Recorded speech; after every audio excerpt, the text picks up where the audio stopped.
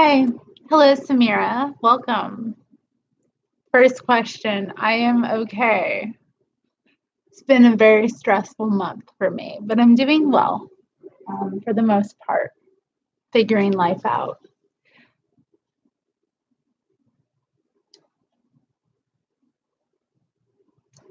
And as usual, my cat's, he knows when something's up. He's coming to say hi. So hello, everyone watching. This was just a live stream to celebrate reaching 4,000 subscribers. Last I checked, actually, so it's not a lot, I guess, in terms of how many subscribers some YouTubers have. But for me, for somebody who like does very meaty, long videos that are on radical subjects, you know, it's quite an achievement to go over 4,000. And I think the big push, obviously, is I've gotten at least, I think, 500 new subscribers since my videos were translated into Korean. So a lot of women just subscribed in the past week or so. My cat's name is Nero. Yes, and it is the solstice. So after this, I'm going to chill out and kind of, you know, probably do some ritual, you know. Oh, I can see your pretty eyes.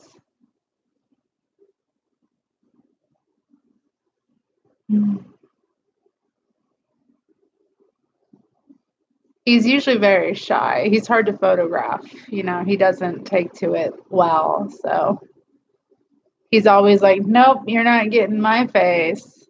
So to get it's nice because, yeah. No, it's quite awesome. Just for the solstice, you know, what I'll be how I'll be utilizing the energy is kind of, you know, private, but, you know, it'll be, you know, just kind of the solstice ritual. I do different rituals for different times of the year. So this is one that I particularly find important just because of its significance. I tend to utilize the winter solstice as well as the summer solstice, actually. They're very magical times for me. I'm sure I will. The last like big ritual I had was intense, and I had some really interesting stuff come out of it. And I'm still like, I don't know, figuring that all out. So yeah, I guess I'm just here to, you know, answer any questions y'all have. So I'll be responding to your comments. Constant Disappointment asks, do you think magic is real? Yes, because it is. So people do it and have results. Now, why it works, I think, is up to interpretation. But yeah, magic is real. I'm convinced of that just from my own research into the subject. Hello, Daniela. Hello, Maria. And hello to everyone that's here. I haven't said hi to everyone individually, but hi. Happy solstice to Hellbent. And hello, Amy Starr.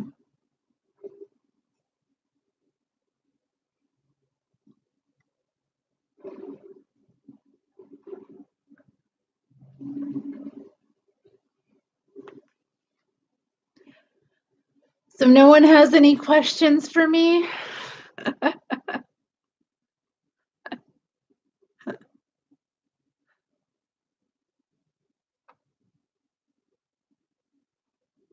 I will wait. Sometimes it takes time. I don't really have any subjects to talk about, I think, in a live stream format right now.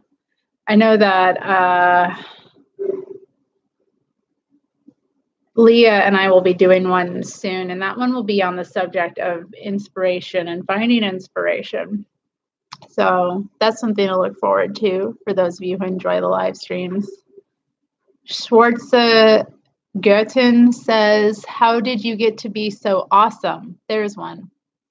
Well, I think it's the right combination of luck, trauma,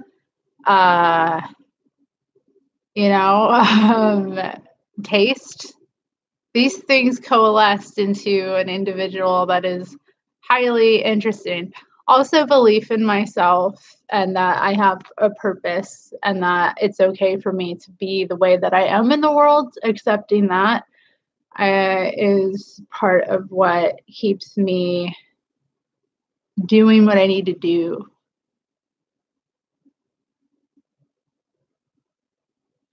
Grace Aditoro says, I'm a budding musician. Is it cultural appropriation to use a crystal ball in my next music video? I don't know that crystal balls are necessarily cultural appropriation. Like, people have them for all sorts of different reasons. Some people just like crystals. I mean, I guess it would depend on how it was being used, but no, I mean, people have crystals for various reasons and different groups of people use crystals. And I don't even, like, whatever. Constant disappointment says, are you and Leah together? No, Leah and I are not together. I'm dating a woman named Amy. Leah is not a lesbian. I know what you're thinking. What? But she's not. So Leah and I aren't dating.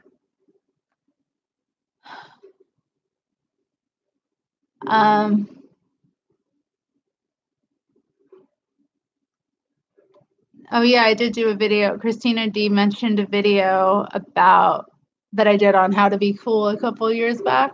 So that's one to check out. Daniela says, I read the article about Sonya Johnson you linked on Twitter. Would you like to comment on it? Okay. I think y'all should read it. Obviously Bev's work is really good. It's by Bev Joe. It took her actually about a month or so, maybe even longer, to like go through everything that she was researching to look at the work of Sonya Johnson. That was like really troubling. Sonya Johnson, from some of her work, has extremely sadomasochistic tendencies.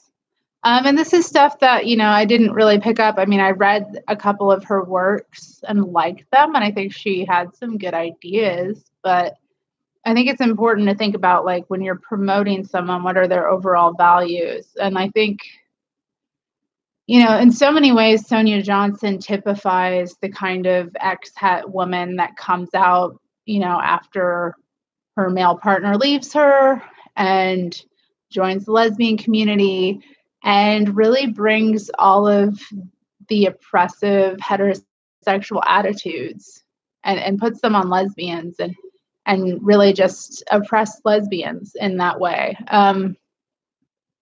There's not much, I don't know. And then of course there's a lot of stuff about like how privilege and classism look.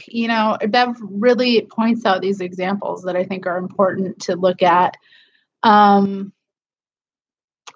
Yeah, I think too, like I read some of the ship that sailed into the living room and I found it kind of boring, so I gave it up, honestly. Like, I never read on and saw these things for myself, so I really enjoyed seeing Bev kind of take that all apart. That's what I have to say about that. It's important to like read criticisms of, work that you enjoy too. Like, although I think a lot of the stuff that Bev put in the article, I don't know how any radical feminists could enjoy. It's like woman hating as hell. Mallory Taylor says, I'm a lesbian new to radical feminism. I used to be supportive of the trans movement, but cannot handle being called a bigot all the time. Can you recommend some key radical feminist theory to read?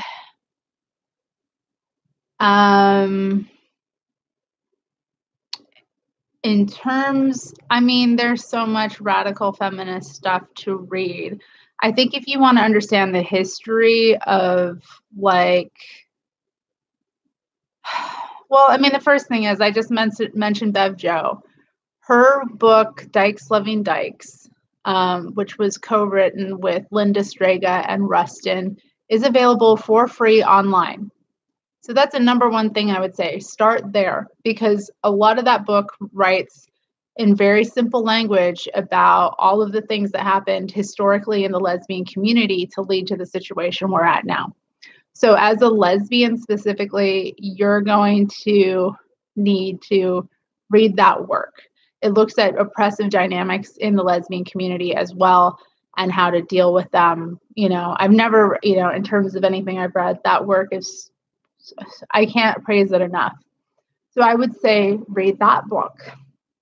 I'm trying to think of what else you could read. I think in terms of like just feminist historical works, you should probably read books like This Bridge Called My Back, which is an anthology of writings of third world women, edited by Gloria Anzaldúa and Terry Moraga. That book is good. I really recommend that one for like a really like thorough, like radical third worldist perspective on, and within feminism. I also think, in terms of, and there's so much to recommend, like, I guess it's hard for me unless I'm talking to a woman one-on-one about what she's particularly interested in. I think it's important to read something from like a lot of classic feminist authors just for historical value. So like I would recommend reading something from Dworkin, probably either Intercourse or Pornography. One of those two books is essential, I think, to read kind of and understand that kind of perspective in the radical feminist movement. I would say to, let's see, there's just so many, this is a good question. I'm trying to think. In terms of reading Germaine Greer, I would recommend her book, The Whole Woman, because it's, I feel like it was very prophetic about a lot of things we're dealing with now.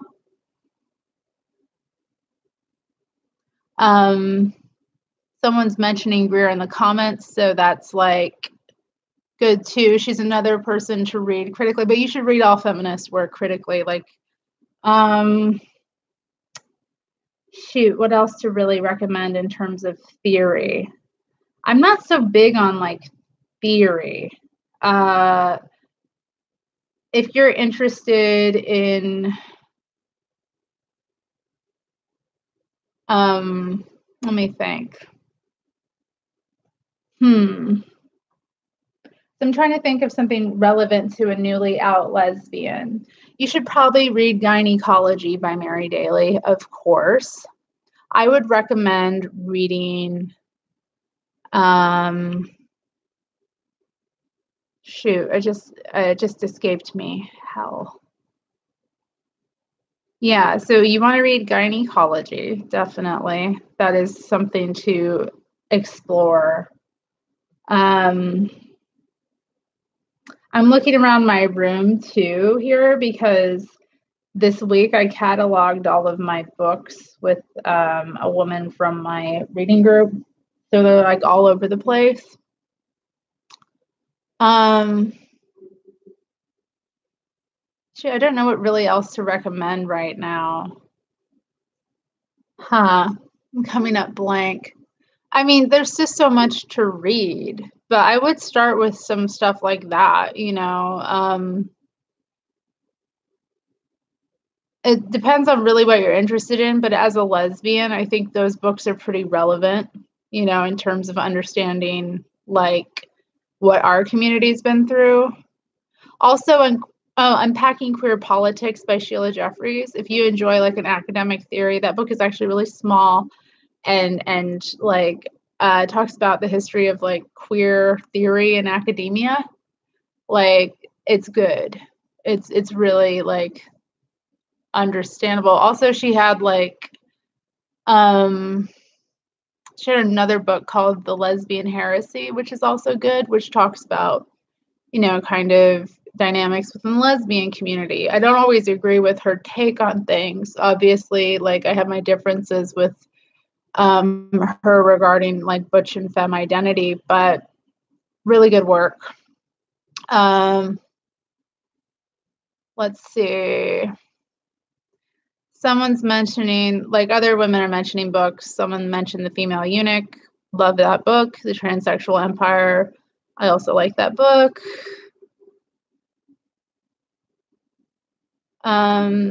Yeah. So let's see. Hello from the UK, but I'm Korean. I just wanted to say hello to you. Thank you for your amazing videos. Well, thank you for watching them. Pink Smoothies asked me to link to the description of Dykes Loving, or in the video description to where to read Dykes Loving Dykes. So after this video is up, I'll leave a link in the description bar to that book.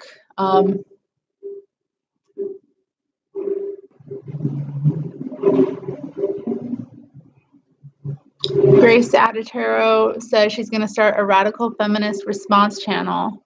Oh, cool. Monique Wittig, The Straight Mind is recommended by Amy Starr. I have not read any Monique Wittig, to be honest. I'm a terrible lesbian. I know. I really should.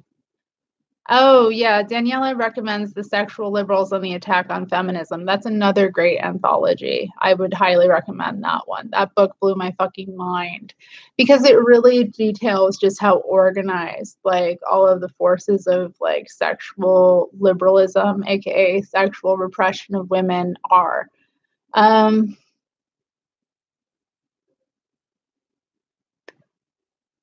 right. So Pink Smoothies recommends Who Cooked the Last Supper by Rosalind Miles as a good entry into a feminist view on history. Cool. Mallory said, thank you. Your channel is so helpful. I've been out as a lesbian for 2 years and just recently started learning about my identity in a deeper way. Your channel has helped a lot. Yeah, I mean, I agree. Like, it's so, I don't know, it's so hard to find like history and material about like our community and identity specifically. Like, we're kept hidden from one another. And two, like if you're coming out right now, the queer community is really what's visible, and it's such a toxic place for lesbians. So yeah, I'm glad that my video and channel kind of has helped you understand it a bit more. You know, it definitely helped me when I was coming out to read like books written by lesbians. Oh, I would also recommend the anthology For Lesbians Only by Julia Penelope. Like that book, woo. There's a lot of interesting stuff. Actually, anything by Julia Penelope, you know, she did a lot of cool anthologies or edited a lot of cool anthologies. So if you can find any of them, like that's where you find like really interesting different takes on lesbian history and just experience. Yeah, I would totally recommend finding something by her. I don't have that book specifically, but I do have others, and I was able to check it out from a library years ago. So yeah. Bev Joe is here. Hi, Bev. She says, you are so prolific, you can't be expected to read everything. Why, thank you. I feel the same way. Although, I have to reread a lot of this stuff too. So, that happens too with a lot of stuff. I think it's important to revisit, relook at. Yeah.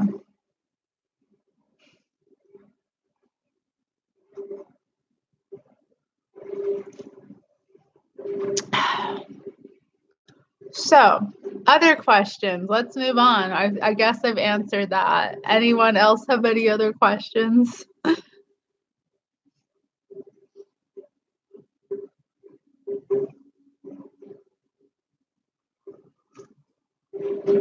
mean, this is an opportunity to ask me, about whatever regarding my channel, myself, or like, thoughts about different things. So, I'm here to have my brain picked.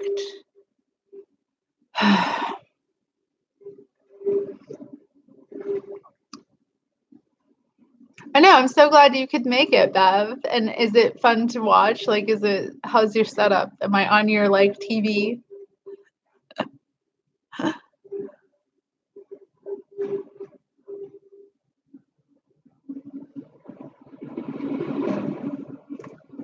Constant Disappointment asks, why is there so much focus on the trans thing rather than general male violence against women?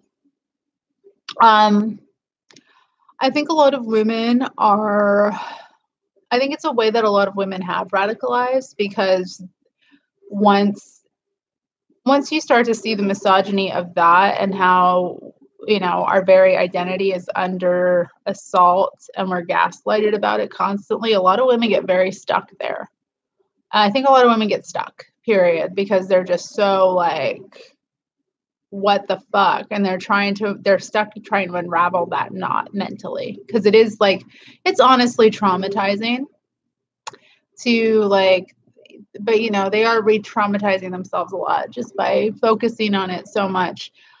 I think also it's just a big issue right now because there is a lot of need to challenge them specifically.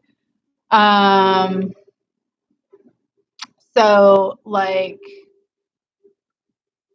that, I think, is why so many women get stuck on it.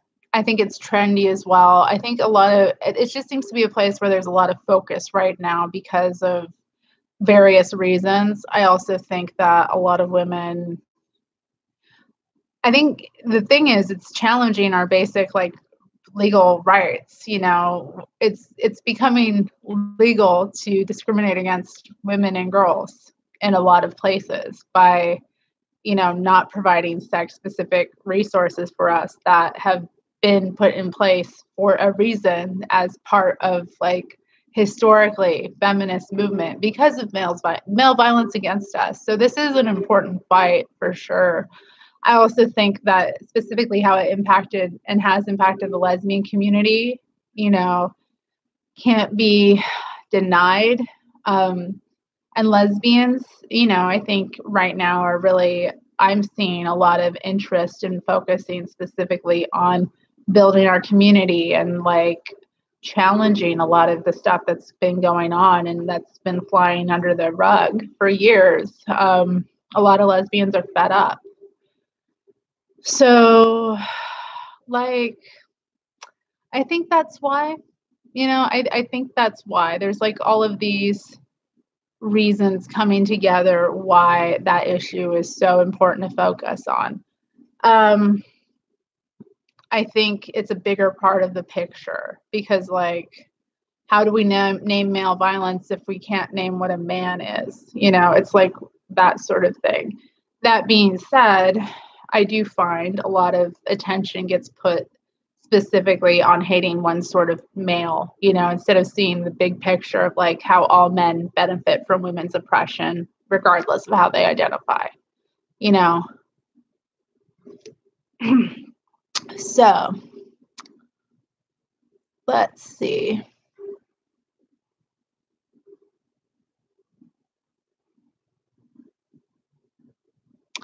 David Morrill asks,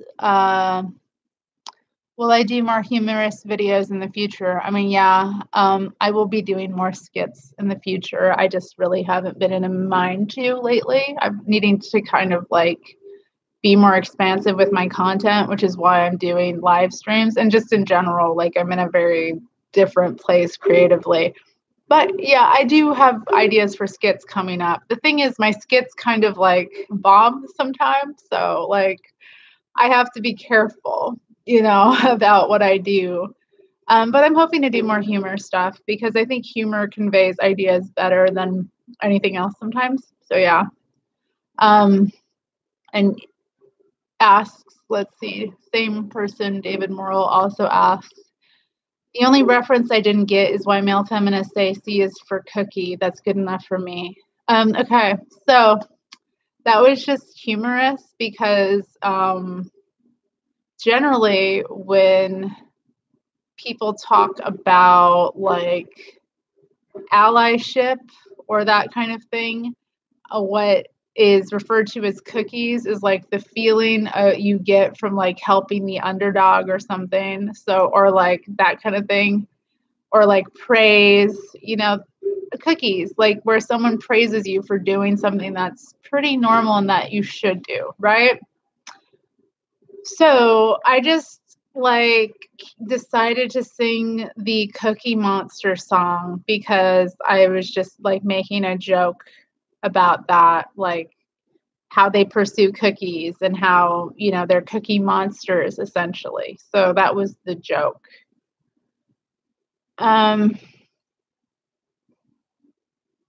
Sleepy Weepy asks, do you have any future plans for your channel in 2019?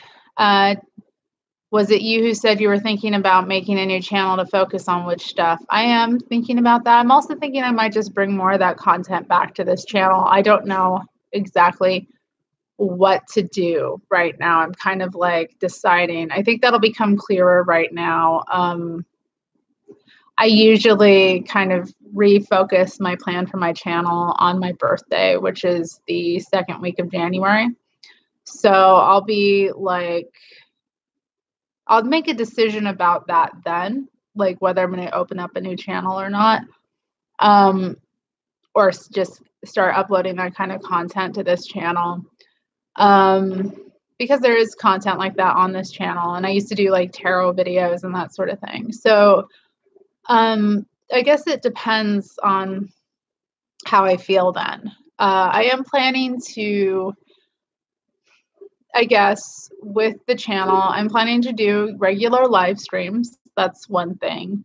I'm planning to do, I have a whole list of videos that I want to do about various topics. I would like to talk more about international feminist issues and try to like stretch my comfort zone a bit. It's hard for me to always talk about specific things that are going on, but I would like to draw attention to more stuff that women are doing, just outside of like my analysis of stuff. I would like to talk about like women here are doing this, women here are doing that. How does it all fit together? How are we part of a bigger community of women uprising? So I'd like to do stuff like that. I also am going to be traveling a little bit next year. So I might do some videos with just like travel, like stuff. I don't know. It's hard for me to like always know if I'm able to record stuff, but I'm going to be hopefully like doing some talks next year at different places. So that's a possibility. I think too, I'd like to do more reviews. I'd really like to just do what I've been doing, but keep trying to make it better, So those are kind of my plans. It's like a web right now, and I don't have my like plans figured out yet, but it will be formulating soon, like what my action plan is. But I think right now for the rest of the year, I'm just going to like kind of take a break from trying to change anything up too much. I may do another video or two before the year is up, and I may be able to get a live stream in too before the year is up, but I'll definitely like have a couple videos.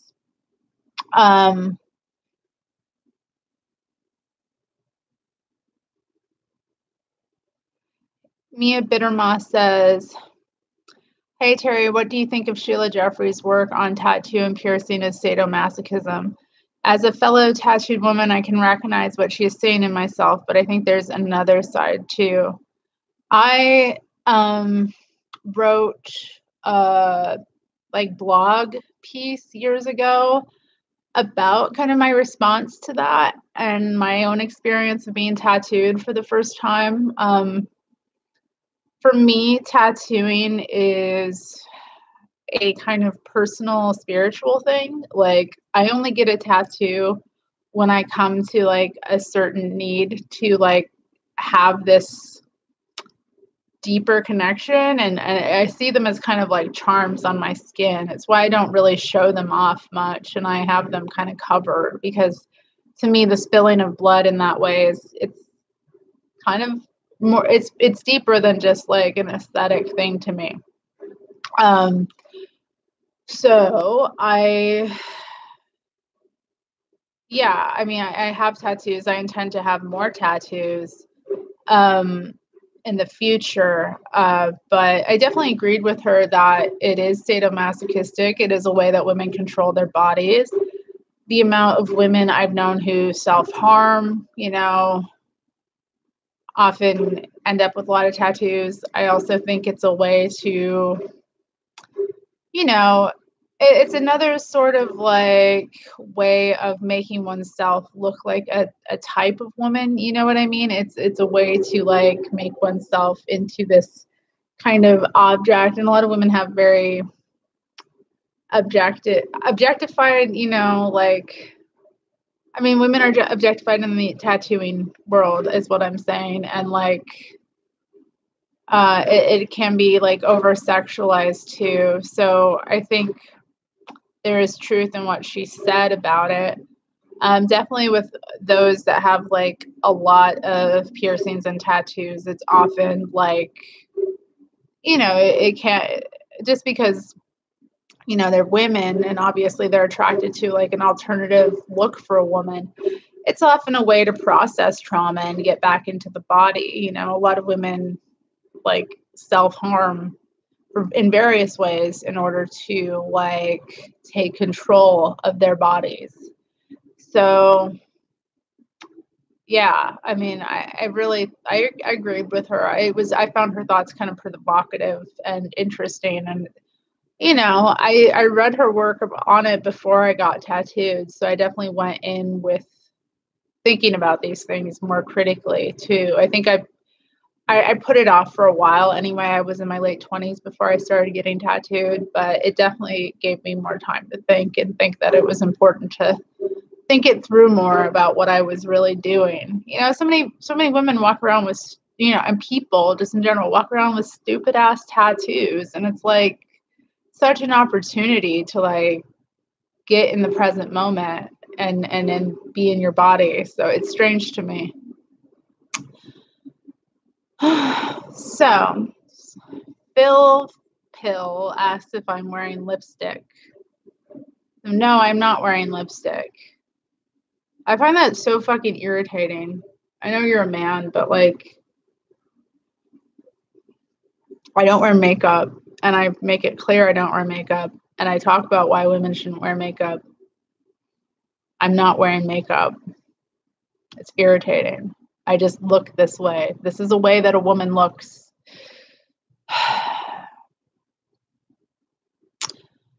Sarah Traw asks, what do you think of so-called rad femmes who call themselves centrists? Not very much. I don't think they understand like politics that well, or what they're calling themselves or what it means. So that's what I think. Mia Bittermoss says, and will you ever visit Australia? I'm sure a bunch of us dykes would love to take you around. That is so sweet. And if it could be like organized that we could like do something in Australia, I would so go. Of course, I would. Like, I love to travel. I love to meet like cool women that are doing things. That's like, I love to visit various lesbian communities and learn from them. So yeah, like, but I also don't really like to travel without a purpose. So there's that. Like, you know, it would be nice. So that's something to think about. But yeah, I'll need help making that a reality for sure.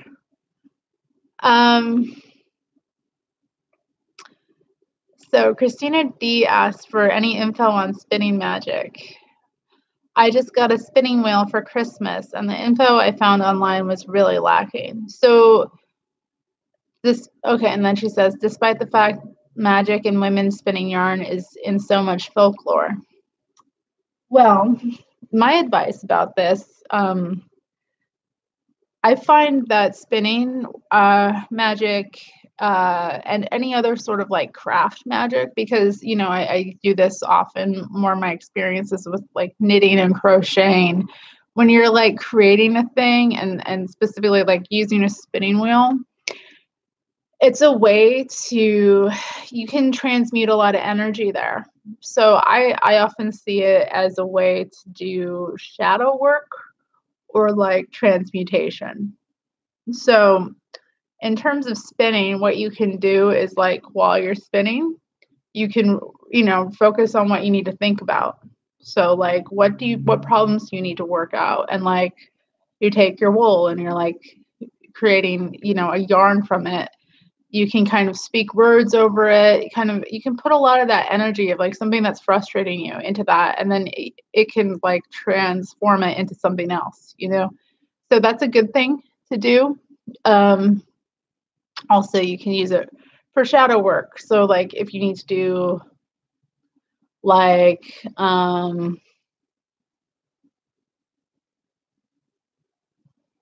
I don't know, let's say you're processing something traumatic, you can put it into that as well. It's really, I mean, it's about like changing up the quality of whatever's in you into something else. So I would say transmuting energy. Spinning work is great for that. So anytime you have like bad vibes, spin, you know, anytime you get to it and then you kind of create something that is different, and then that energy is no longer in you, and it's also been transformed into something that can be used, you know, for something positive. So I mean, that's kind of my advice about it.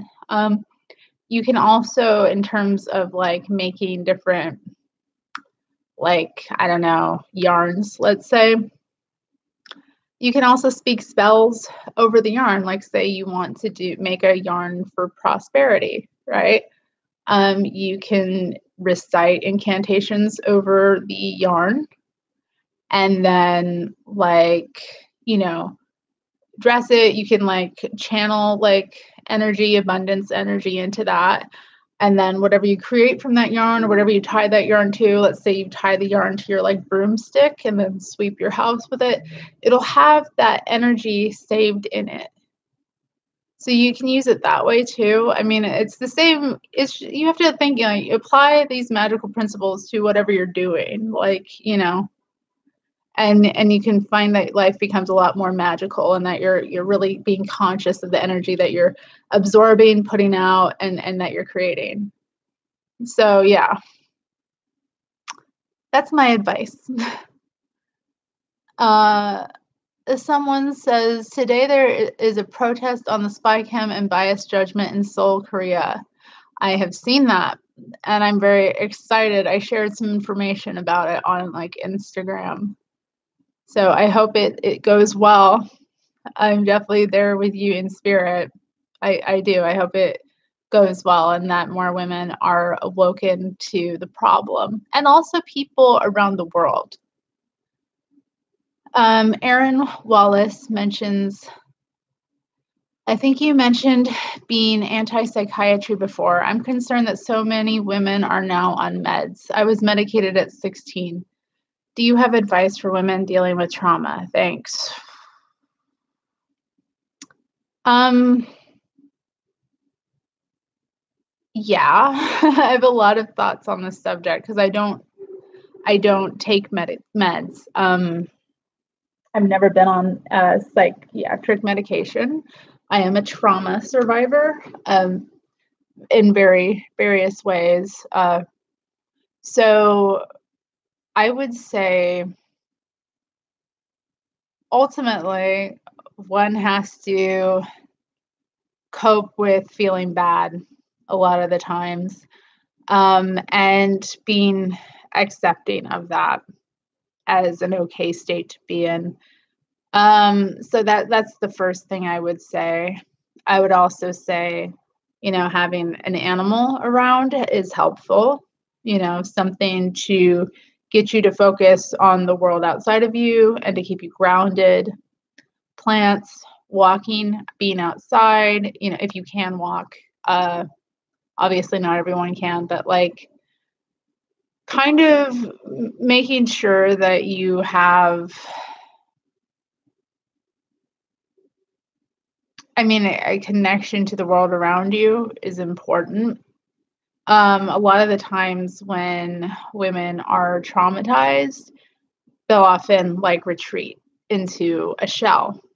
And it's okay to do that sometimes too. I would say sometimes you need to do that. And in that space, you need to find yourself. You need to be creating in that space and be thinking creatively and using that time of effectively, I also think sometimes that you need to be really critical with yourself as well and like be really present with life. That's another difficult thing to do, but being able to move in your body, think your thoughts in time, react in time and space. These are things that really get messed up. So, I think trying to learn from things and do differently later as well is important. Like, don't expect yourself to be perfect. Be gentle with yourself, and also like be trusting of yourself. Like reason with yourself, take care of yourself enough to the fact that you trust your own judgment. That's a big thing that many women lack, is a sense of trusting their own judgment a lot of the time. And we're taught to deny it if we're traumatized. But I think you can trust yourself a lot more and also see yourself as not, I don't know, like, I think there's a lot of desire to escape being the way we are instead of embracing the way we are and what we've learned from our experiences. So like really to just be self-loving and accepting is the first place to start. And also to be mistrustful of so-called authorities. The path for everyone is different. What heals, what I find healing is not going to be what any others find healing. But I have to say, what I find healing the most is doing what I want, having things that I want for myself and just,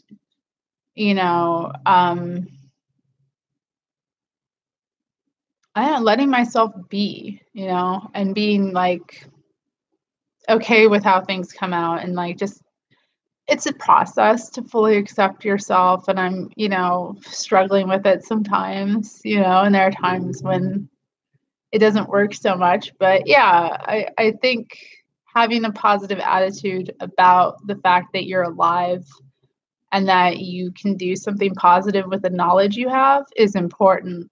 Like, this is why I think, like I recommend Andrea Dworkin. It's not so much that I like her work so much as I like some of the stuff she puts in it that makes you think about like your life as meaningful, and to like, I think working against pornography was very healing for me, even though it was also deeply traumatizing, actually trying to do something against, sexism and sexual violence.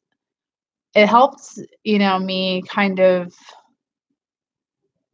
I don't know, feel that I was using my own personal knowledge, in for something bigger. So I would say finding a cause and like finding something that makes your knowledge, valuable. Like, we aren't taught to value our knowledge, like, that the knowledge that comes from being a trauma survivor. So yeah, that's my advice. Take care of yourself and like yourself and do things for yourself and put yourself kind of first. You're not taught to do that as a woman. So that is It's incredibly healing. Sarah Trott says, I'm also against psychiatry. Many of my psychology teachers and professors were against it too. It's very much pseudoscience. Interesting. Sarah Trott, what do you think the RadFem approach to sex education for students, if there even should be one? So, let's see. I would say that, I would say radical feminist approach would be one of honesty about biological sex, the ramifications of having a female body and being impregnable, I think would be very much more discussed.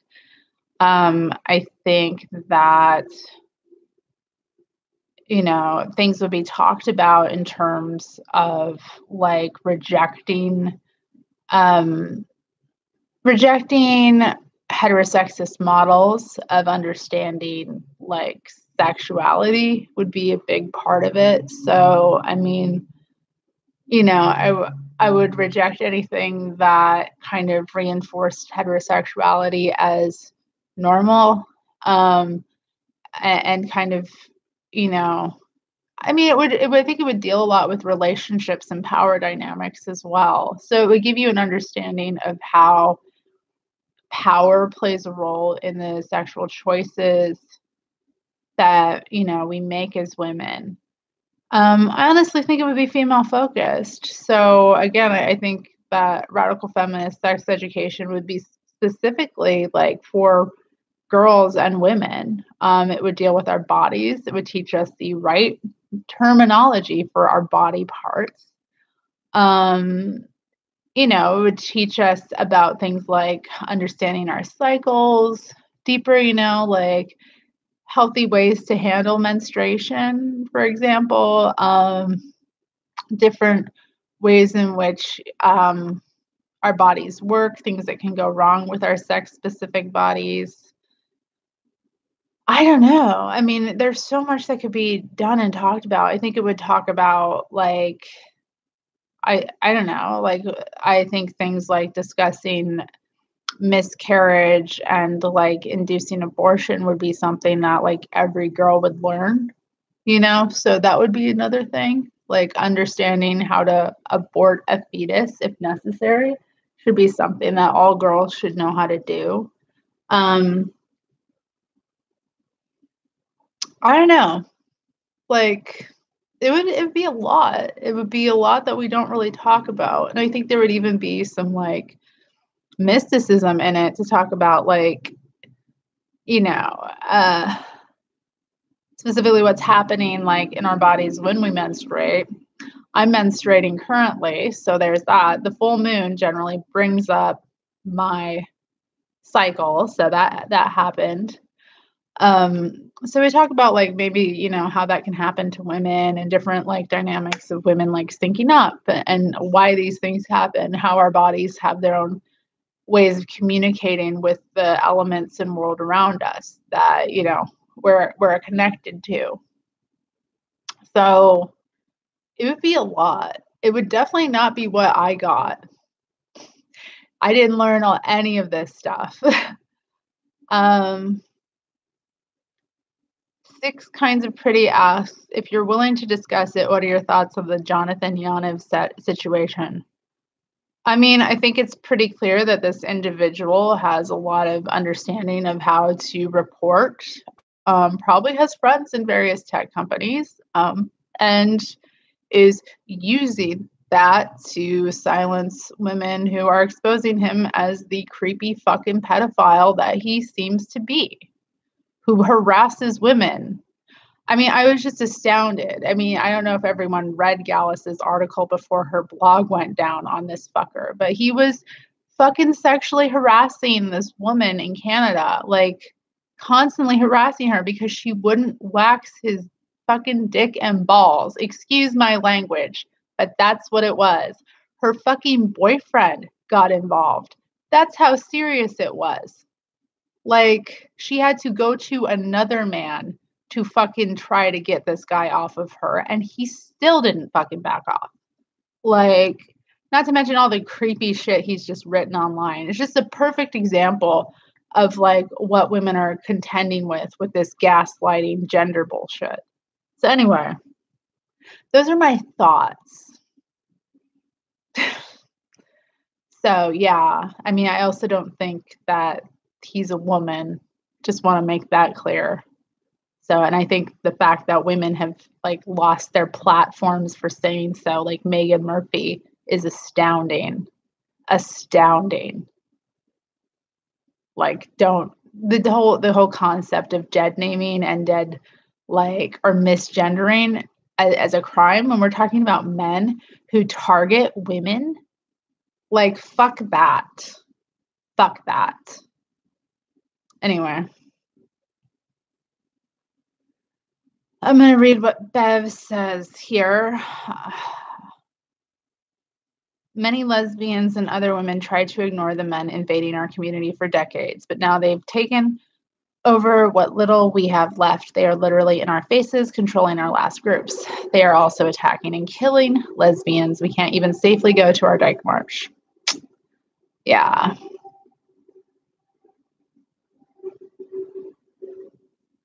Sleepy Weepy says, did you see the messages he sent to dozens of underage girls, sending them his Facebook information and phone number and asking them for pads and tampons? This is about Jonathan Yanev. They're online and I've archived a few of them. No, I haven't seen that. Dear God. I'm glad you're archiving this. Like, Lemyog says, I was just talking about Yanev. People always claim they're extreme examples, but where does it end? How many examples do you need? Isn't one too many, for fuck's sakes? I agree. But no, one isn't too many because women are just supposed to live in a constant state of fucking male sexual terrorism. That's what we have to contend with. We have to contend with men like this harassing little girls. And then women losing their platforms when they fucking say something. It's astounding how little respect there is for women and female children.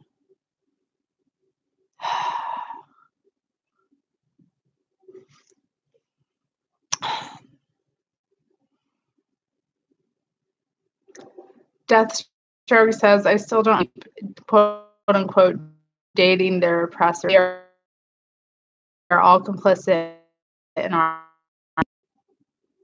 Q&A. So you should expound on that subject.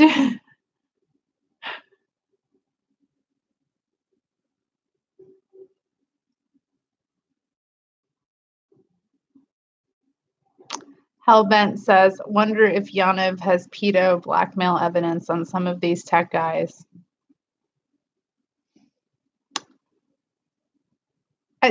Men are just a menace. That's all I have to say. Mia Bittermoss says, thoughts on women's lands. Have you ever visited any? Does it resonate with you? Would you ever live in one? Do you think it could become a viable movement again for our generation? Good question. She says, I visited one for the first time this year, and it was an amazing experience and blew my mind to see what women built in the middle of the woods 50 years ago, but jarring to see it abandoned now. The state I live in, Oregon, has a number of women's lands. I have been to one women's land only, and it's one of the more developed ones, Orgaya. I think that women's lands are incredibly important, but in terms of me and my own life, no, I think I want to be an urban kind of dweller. I feel more comfortable living in the city. In terms of just like physically, it's a hard life. You also need money to live out there. I'm just not set up to live out in women's lands. I would have to really change my life around in a lot of ways. That being said, I think they are viable. I think they are important. I think any sort of separatist space is important. And I think, a big thing that we need is more like women only space in cities specifically. We need to focus on building that. So that's kind of what I'm trying to do. But yeah, I totally think women's lands are viable. I've had, my visits to Oragaya have been nice for the most part. I haven't been as much as some women have, but definitely I've enjoyed the sort of events and the vibe of the place. I feel comfortable as a woman there in that sense, even though it sometimes can be challenging. One thing that I find, though, is that a lot of the times the women that live, on women's lands, because they're not interfacing with patriarchy as much, they just don't seem to understand a lot of what pisses women off in the cities. I guess there's some seems to be a real difficulty to understand women's rage a lot of the time. So they're usually a lot more peacenik, and a lot of them are into Buddhism, I find, too. So that's another thing. It can be hard for a radical feminist in those spaces too. Just from friends I've known as radicals to fit in. The other thing is too, a lot of the time, there is a big age gap. So that can be difficult as well to overcome. I mean, not always, but there's always ageism, and misunderstanding that can happen generationally. That has happened, I think, because the lesbian community has been kind of split in a lot of ways, not visible to one another. So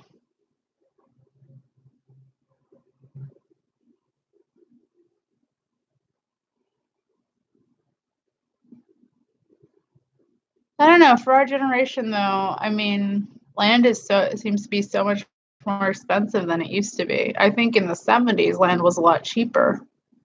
Property in general was cheaper. Now there's just so many people, and I don't know. It's harder.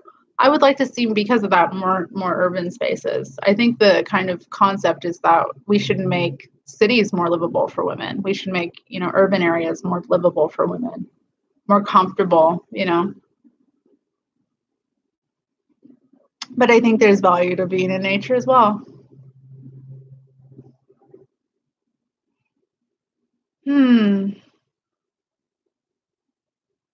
Yeah. But there's a lot of land out there that's being underused as well. So if women want to do that, I really think they should. If you want to go live on land, you should.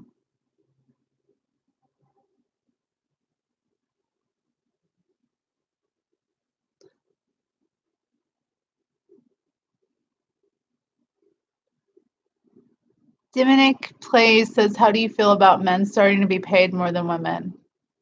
Are they just starting to be paid more than women, or is that just the way it is and has been? What do you mean?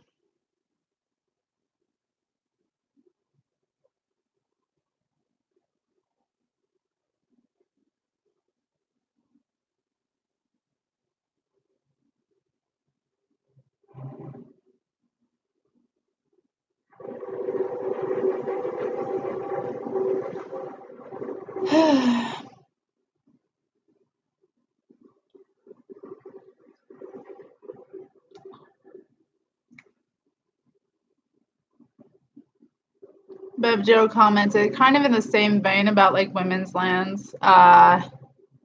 It's all about money. A big house used to be able to be rented for a couple of $100s, with many lesbians living there. And we had house parties. So yeah, the rent being too damn high is a problem. Camille V says, why do transsexuals deny they have male privilege? I don't know, because they deny that they're male. How could they possibly if they're not male? I mean, you know what I mean? It's just most men deny that. I mean, that's just what they do. They oppress and they gaslight and they operate through reversals. That's how patriarchy operates. They reverse reality and tell you, if you fucking reverse it back and say, no, this thing is wrong, that you're the fucked up one. They mind fuck. That's how it works. in response to hi cow, no, this is not a live stream about the wage gap. This is a Q&A. So to celebrate 4,000 subs on my little channel.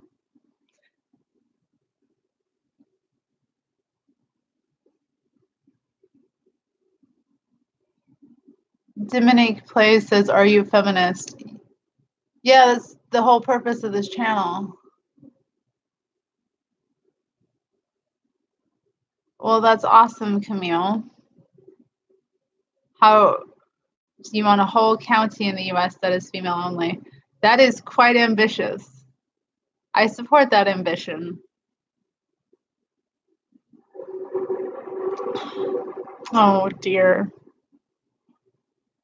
I was wondering what was up with this one. Like, there we go. Yeah. We don't need to hear from, like, why is you here?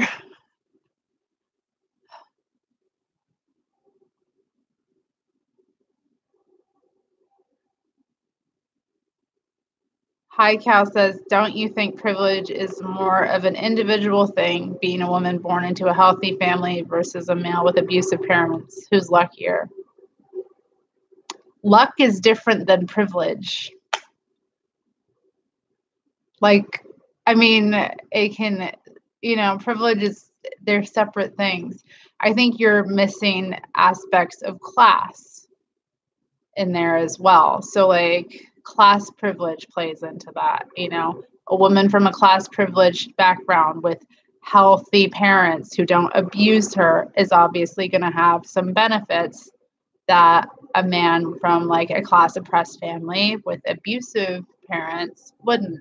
Although, class privileged people are often incredibly abusive. So there's that as well. Like, no, I mean, you would look at an individual situation,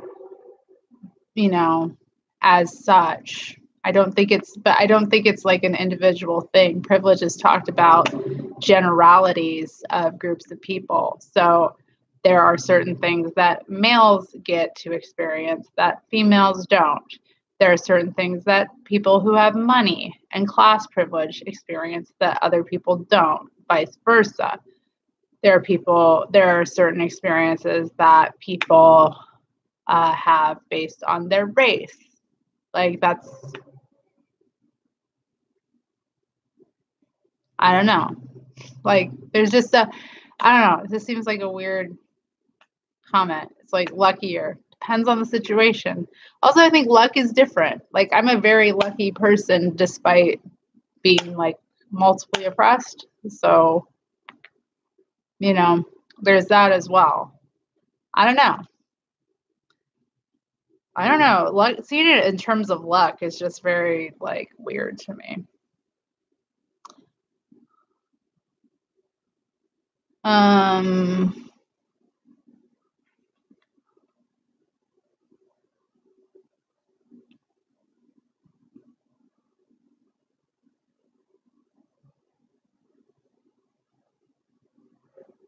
Lemyog says the thing is that male will excuse his abusive behavior because of his abusive past too. So I don't know. I mean, yeah, that's always the thing, hurt men, they're hurting us because they're hurting, right? That's the bullshit that women tell themselves so that they'll continue to put up with male violence. So I don't know. I don't even like to talk about privilege too much. I'd rather talk about power, like dynamics between people. Like that's what privilege is. So there are power games that go on between people based on these factors.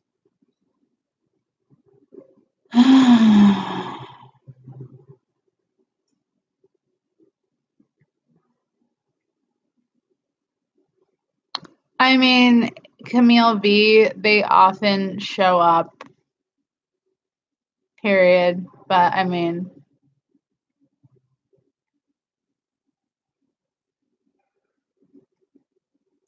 so to answer her question about men's rights activists hijacking the stream. hopefully, I would like it if people ask me like actual questions that are more specific to my content. So yeah. June Lee says, "Hi Terry, what's up? I am sitting here on a live stream talking to you all, drinking some mint tea."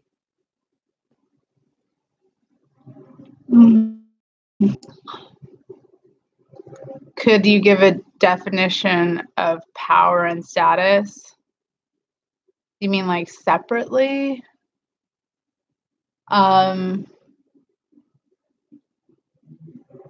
Power means that you can control others, that you can manipulate others, that you can force others to do your bidding. Essentially, it means that you have force over others.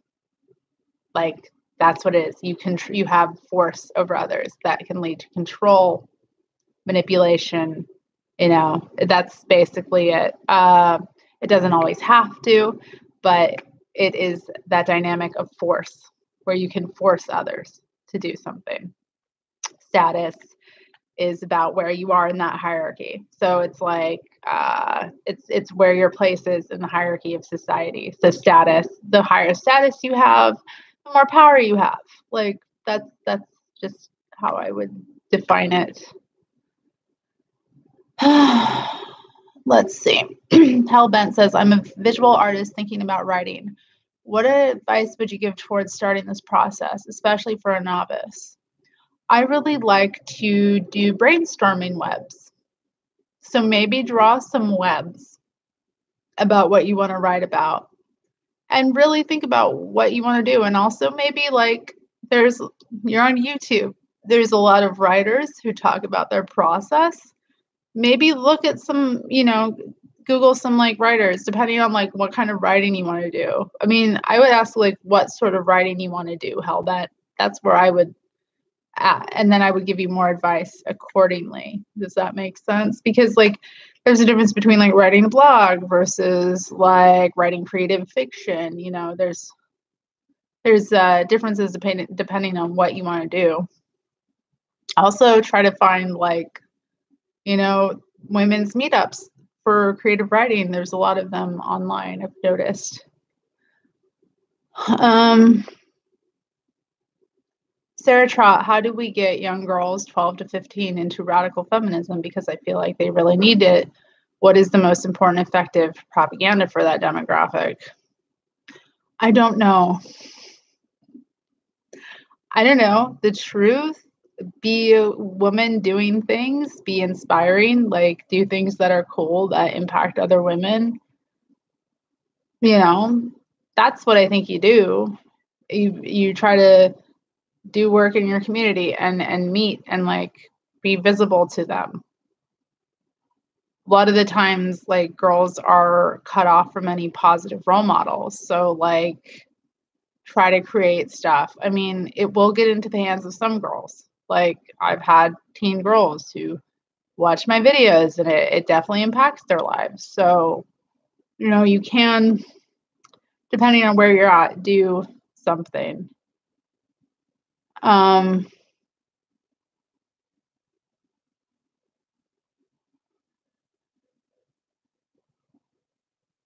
No, I think you've had enough questions, Hi Cal, that aren't relevant to the live stream, so I'm going to put you in timeout.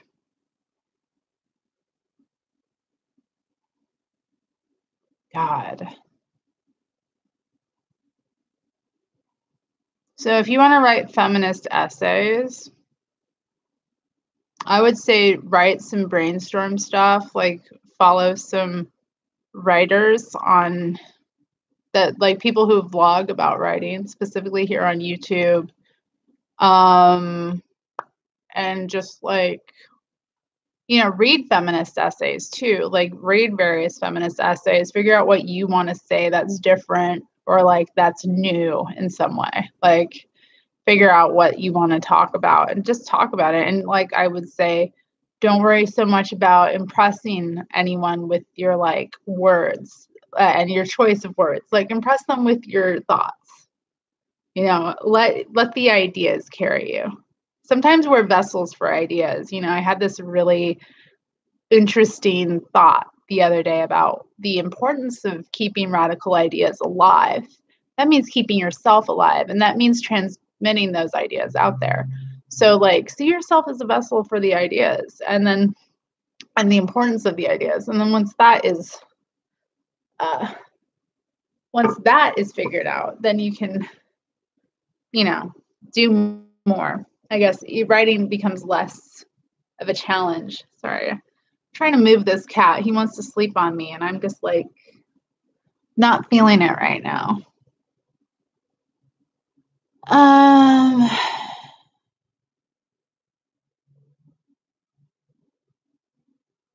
6 kinds of pretty says, just want to say how much I love your videos and etc. Of course, the chat goes up.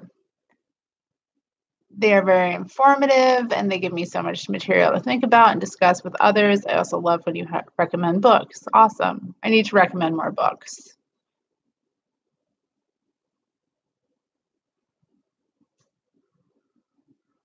The best way to help young women and girls is to be a visible lesbian. I mean, that's true. Be visible. That is true. At that age, I was terrified of being forcibly feminized like any other woman I saw older than me.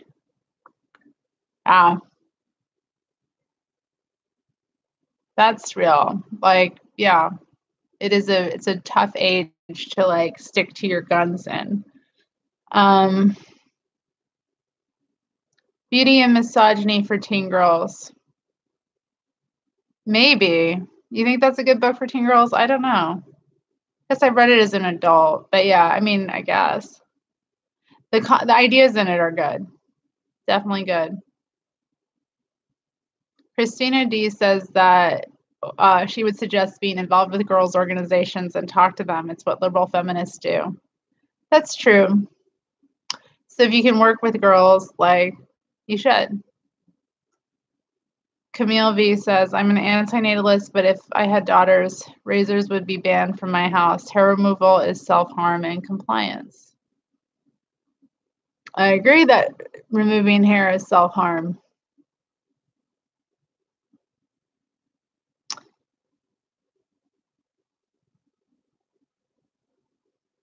June Lee says, adding a sense of humor would be a good way to approach towards young girls for radical feminism. I don't like to say rad fem, I say radical feminism. It will kind of tear down the barrier between generations, difficulties like that. Also, platform really matters.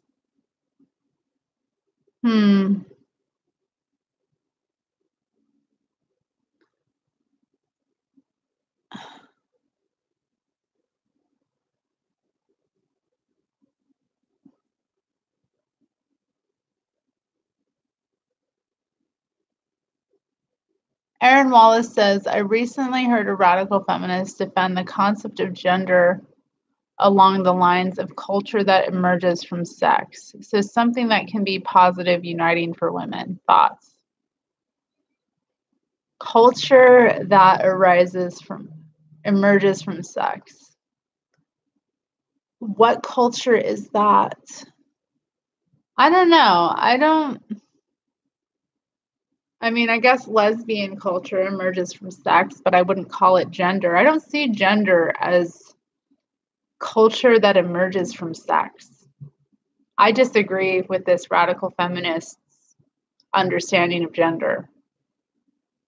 Gender is culture that is imposed from sex. I don't feel like because I'm a woman, I have some sort of specific, I mean, there are women's cultures that develop, but that's different than gender. Gender can play out in those communities, but that's different than gender itself. Gender is like a social phenomenon of behavioral traits and practices that are really imposed based on sex, and we can choose to resist or comply with them. And feminists should resist because they're sexist. That's gender is sexism. I mean, I don't know. I don't understand this radical feminist view. Disagree. Hard disagree. Lem Young says, when I'm able to get through to them, they agree, yet forget about it in a minute. The sexualization has been engraved into them, sadly. I mean, that's the case with a lot of women. Yeah. Regardless of age. I feel like I've met women, so much older than myself who are still, I don't know, trapped in that kind of sexualized, pornified view of themselves. So even though they can agree with something in a moment, it doesn't really stick, It's very hard sometimes to get through to women. Or to know that you've gotten through to women about things that they're doing that are harmful to them and all of us, really. Nancy Zhang says, what do you believe with culture? I would need you to ask, what do you believe?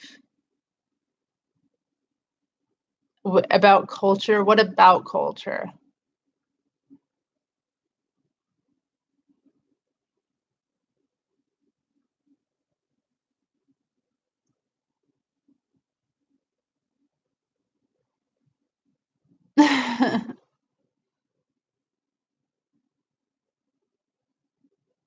I mean, to continue responding to Aaron Wallace's question about culture that emerges from sex, this honestly sounds like some of the hyper feminine, like praising of motherhood type culty shit that goes on amongst certain feminists who act like because women have babies, or heterosexual women have babies and, do all of this shit that's somehow a culture.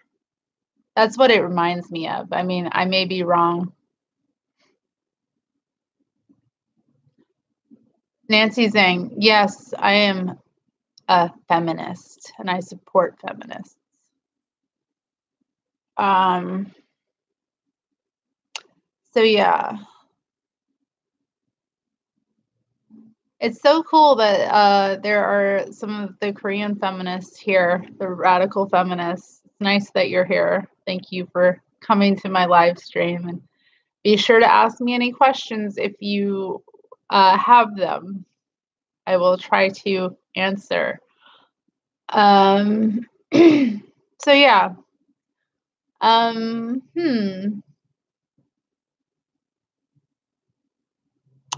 think that the culture that emerges from sex, I mean, it just reminds me of like these weird cults. Like, I don't know. I remember listening to a feminist once talk about her experience in the Quiverful movement. She was one of the women who believed in like breeding and breeding and breeding.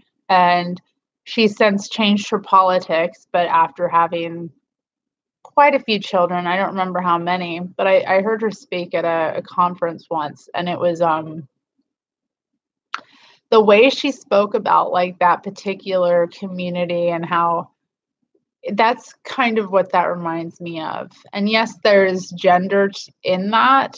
Gender is definitely a dynamic that plays out when women are focused so heavily, on reproduction and that sort of thing. Like there is a culture that emerges and gender is a big part of that culture, but like it's also not the thing. And also it's not really something to think of as positive because,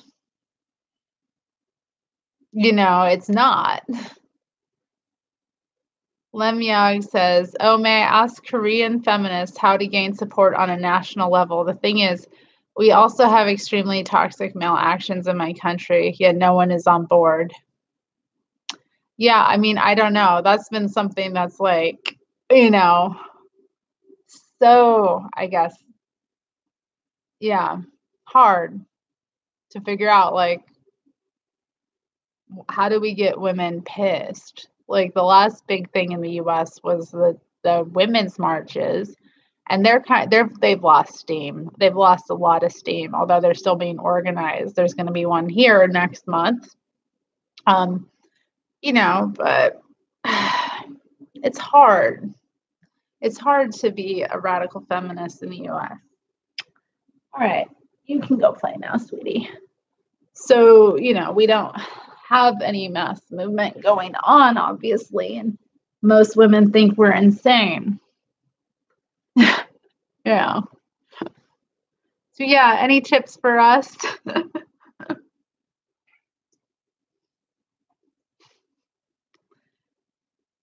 I think we should just keep speaking the truth.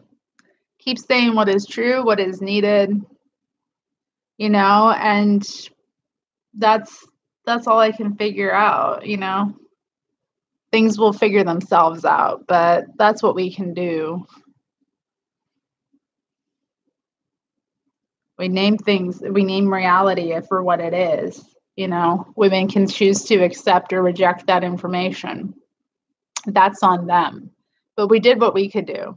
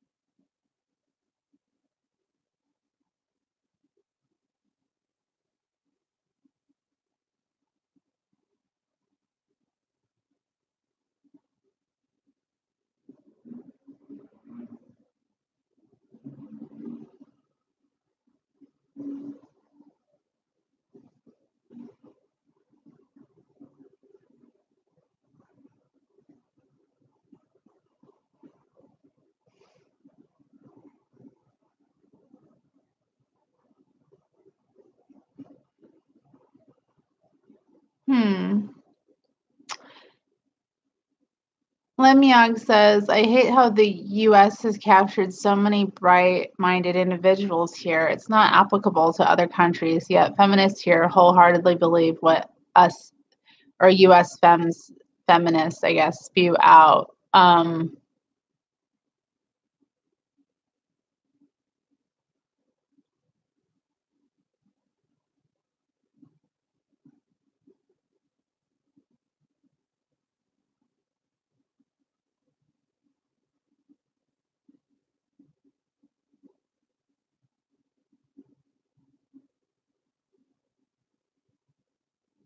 I mean, yeah, in my local community, you know, we've started a reading group.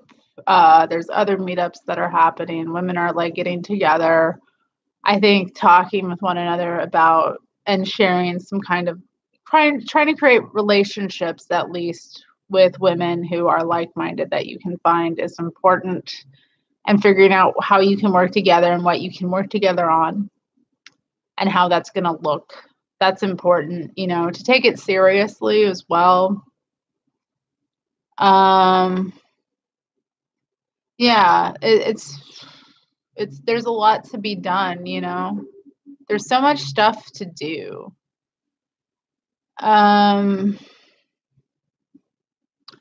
Daniela says, apparently Judith Butler is more widely translated than radical feminist authors, so maybe translating texts neglected or reviled by sexual liberals might be a start. Yeah, spread ideas. Spreading ideas is important. It's, you know, I'm honestly, like, I'm really, like, honored that, like, my work videos are getting translated into Korean, and I've had women from other nations, like, writing to me about translating my work as well, and that's, like, so big, because I don't care where the ideas catch fire. The important thing is that they catch fire somewhere, and that can lead to, you know, mass organizing. So, you know, I try to look outside the US for examples of feminism, because we are incredibly backward and behind here in terms of women's achievements. You know, we are lagging in the US, and I think not identifying so much as a US citizen, but identifying like as a global citizen. For me, I don't like to think that way. While the Americanism is a part of me and like my experience, like, I don't identify with the American ruling class, I try to identify with women around the world in our collective struggle against male violence and male control.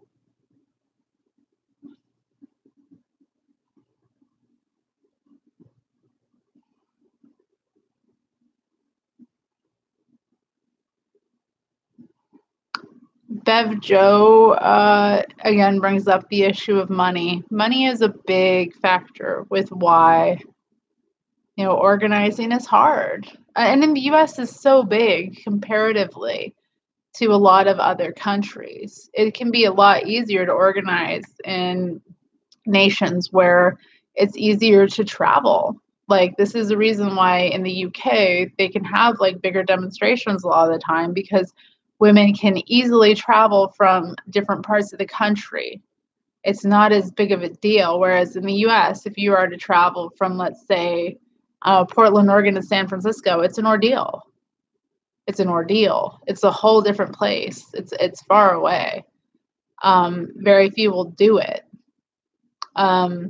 So our numbers feel a lot smaller too, because we're separated by distance in a large, like physically large nation like this as well.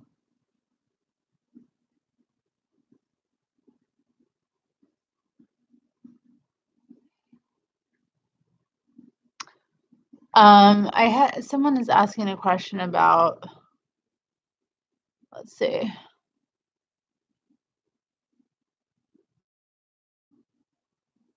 Any tips on helping a young girl who's picking up queer gender ideology? I'm worried for my little sister. Oh dear. She's lately been hinting at feeling non-binary. Agnes, how old is your sister?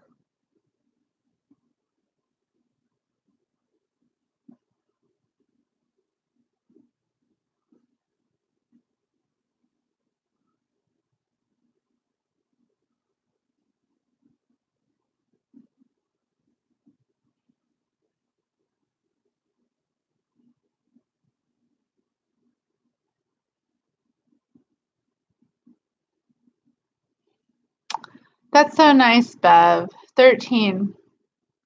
I think at 13, it's an age where peers are really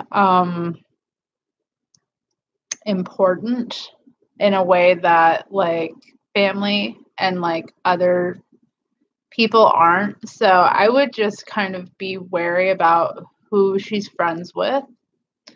And I think, kind of trying to encourage her to be busy, and to have things to focus on that aren't her special fucking identity, that will carry her through and mature her more, to where, like, if you have a kind of self, you don't have to focus about like what makes you so different from everyone else, because that kind of shines. So I would say, in terms of that stuff, maybe like try to figure out, what does your sister like? What is she passionate about? And how do you encourage her involvement in that specifically? Like, you know, that sort of thing. Encourage her to get away from like that toxic kind of culture, and try to put her somewhere more positive with people like, and other women who are doing positive things. Maybe you might want to introduce her to radical feminists that you like, you're also her older sister, so if you can be cool like that too, a lot of girls look up to their older sisters and like emulate them. So just try to be the coolest, like, big sister you can. Make yourself kind of do the same stuff. Focus on cool stuff that you're passionate about. Like, encourage her to do that. That's what you do, I think, to overcome the cult. I think a lot of girls are going through these phases right now because this is what's trendy. But, you know, I guess don't worry too much about that. Try to, I don't know, get her in, you know, focus on stuff that's cool.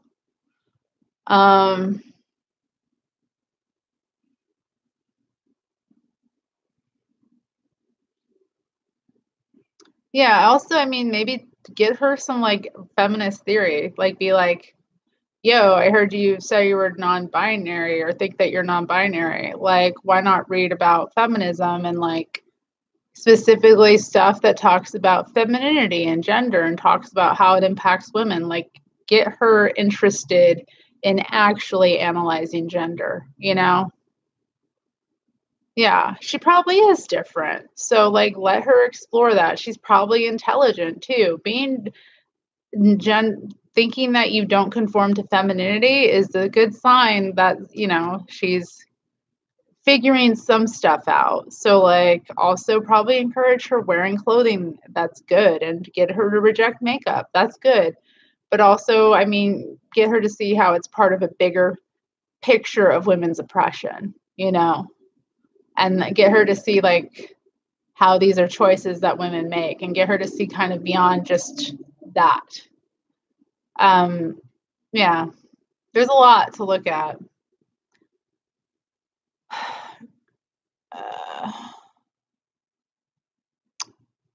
Grace Aditoro says, what do you think of a feminist social media site where we can connect away from trolls and find each other more easily? That sounds great, but I don't know how we would go about building that and how it would work and who would gatekeep it. See, the problem is gatekeepers. Nobody likes gatekeepers in communities, but like you do need to have some strict gatekeeping. I don't know. See, that's the thing. Camille V says, if I had a teen daughter, my primary goal would be shielding her from Lacey Green. Yeah. I will never, ever, ever get Lacey Green. I remember back on the old days of YouTube, her shit was just like, you know, one of those angles and her, you know, cleavage. And it was obnoxious. And I just am astounded that she's like an authority. I mean, I guess she got what she wanted to be a sex positive sex educator. That's great. But I find just, oh God. There's so much of it is propaganda and selling you something. Like, you know,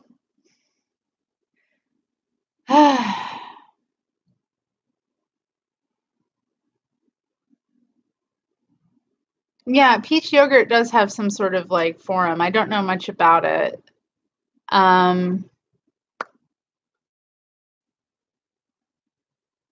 It's called Gender Hammer. I should probably check it out. You know, I haven't really. I'm so busy too. But if you do want that sort of thing, then that's good. The thing is, I don't want to be run off from other social media, though. I'm here to like spread ideas. So I want to spread them to women who aren't part of the feminist community as well. Like, I want to, you know, say things that make it so that other women, you know, kind of raise consciousness. So I want to participate in places like Twitter, YouTube, Facebook. I don't want to be silenced. It's my fucking like these are my First Amendment rights to speak the truth about my politics, what I believe in, you know.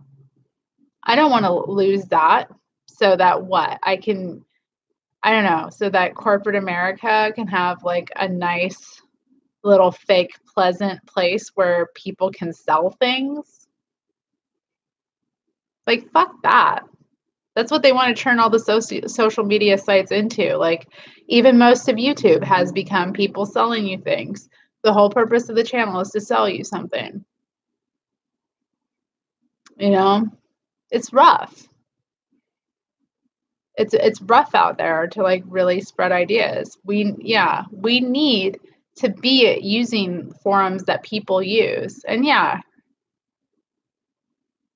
Twitter is just, I don't know. I mean, I've had so much of my content from years ago, like silenced recently. It's just, or like removed because it was, I don't know. I don't like where the internet is going. It's just becoming so corporate, so commercial, so fake, so mediocre, so uninspired, so unintelligent.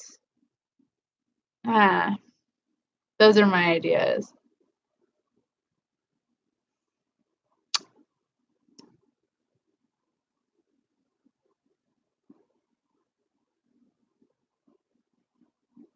Okay, so other questions? We're at an hour and a half.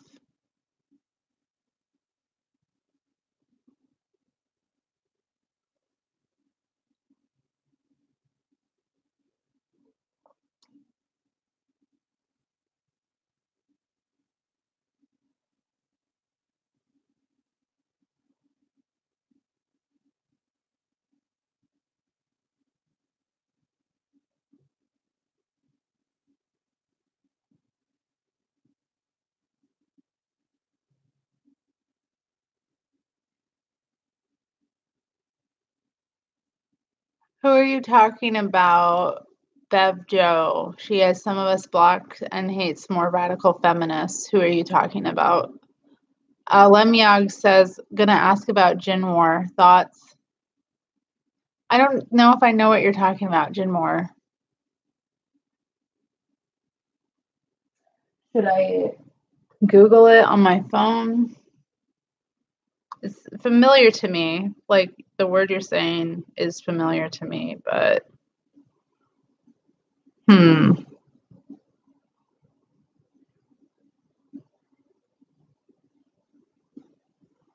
The book by Susan Faludi, Backlash, is that what you're asking about?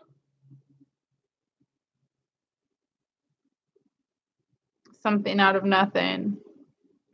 A female-only village in is it Rojava? I'm really not that familiar with it. I think I saw something about it, and I haven't really looked into it. Actually, I read that book before becoming a radical feminist. I thought it was really powerful. It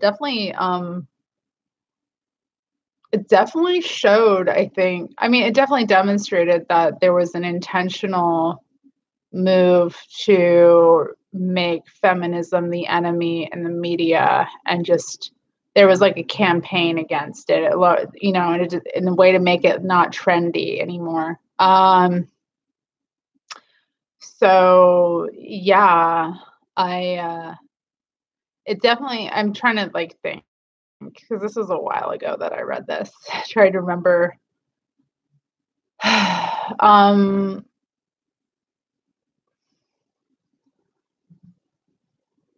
I think it demonstrated that. It gave some really interesting examples. Trying to think if that was the book that talked about like how women were used to testify against feminism. So women would use the label of feminism and choice, you know, women's choices, the way that language was used to undermine feminism. That was a form of backlash against feminism. Feminism made a lot of strides. Also, the movement, you know, it stopped publicly being called the women's movement as well. That's kind of like another thing that happened. It was de-radicalized just in the language that was used about it. And basically what was portrayed as feminism by the media was what was commercial, what benefited men, and what kind of caused women to be complacent. Mm.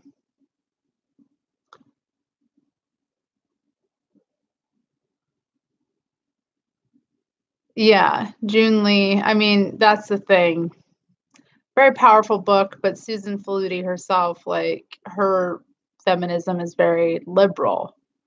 I mean, the thing is though, too, what used to be known as liberal feminism, you know, is very, very considered to be very radical by modern liberal feminists. Like basic stuff is considered, like, criticizing basic things like objectification isn't fucking allowed, like, so, yeah, there's that too. But yeah, Susan Faludi also is, like, wrote a book about her transsexual father and, like, is, calls him, like, a woman and shit. Like, that stuff is just, yeah. But yeah, I don't, okay, well, that's good to know. Bev Jo says that, Gender Hammer has, like, or, like, Peach Yogurt, has banned, like, more radical feminists or not, and just blocks them. So, okay. I mean, I don't know. I haven't kept up. I remember interacting with her years ago on Facebook briefly, but I never really got to know her that well, or interact with her much. My cat is just, he loves when we do live streams. Yeah, I've heard of Umoja too. It's another women-only community village in Kenya. So yeah, I haven't really studied much about Gin Moore. That might be something to look into, because I do, like I said, I want to talk about more global feminist actions and, like, creating, like, women-only communities, villages, that sort of thing.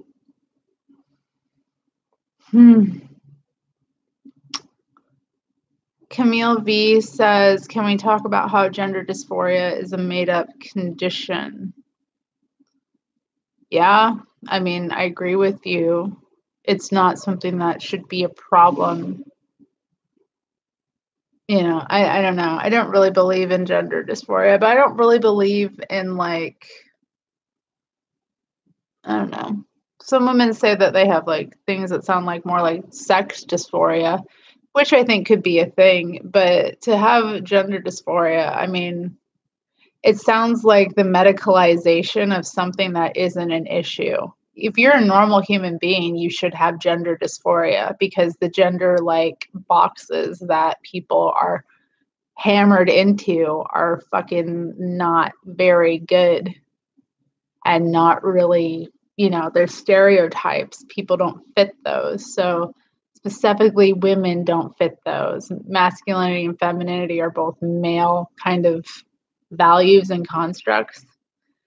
So I don't know. You better have gender dysphoria.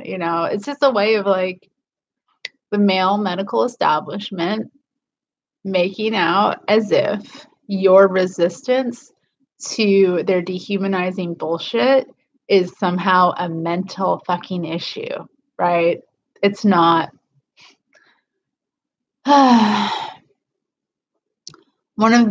June Lee says, one of the ultimate goals in South Korea feminists is to create a woman-only nation one day. We usually call it as Project Botopia. I mean, you wouldn't be alone. Women all over the world have, like, a woman-only nation. It would be nice. I mean, we could create a micronation if women wanted to, There are micronations that exist around the world, like the Republic of Sealand, for example. One of the more famous examples. Y'all are talking really fast. Hi,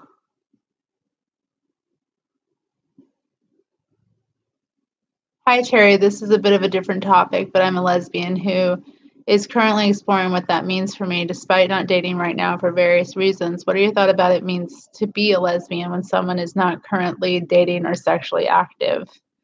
There seems to be so much focus on just dating and sex, but I feel there is much more to it, and that is deeper than that.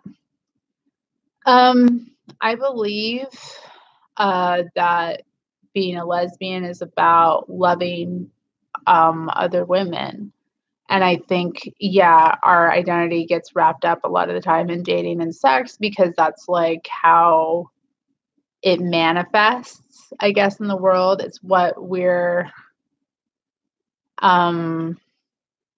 it's also a way that we're less lonely as lesbians. It's a way that we connect. It's a big part of our community, but there are times when it's important to not date and to not, you know, be pursuing that. Also, dating itself is like a lot of that is very heterosexual, like this fascination of dating and partnering up and like sex, to make that the focus of one's life and identity is really boring and makes you somebody not really worth dating or having sex with, to be honest. Like, you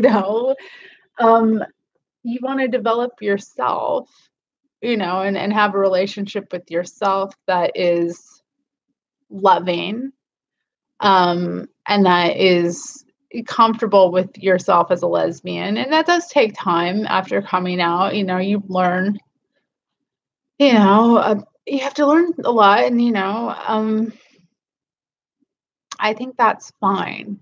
I think ways of exploring your identity can be like reading lesbian authors, befriending other lesbians too, meeting other lesbians is important. You can be honest and say you don't want to date, and there can be a lot of ambiguity sometimes with lesbian friendships because you meet other lesbians that they're most lesbians are, a lot of us are attractive people.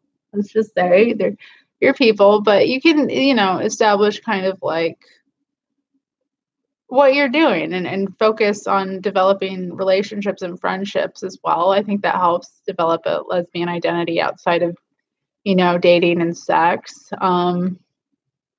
Also producing lesbian stuff yourself. Like, I would love to see more focus on what it's like to be a single lesbian, and that kind of thing. I definitely have felt like at times when I wasn't interested in dating or hooking up, with anyone, which has been most of my experience since coming out.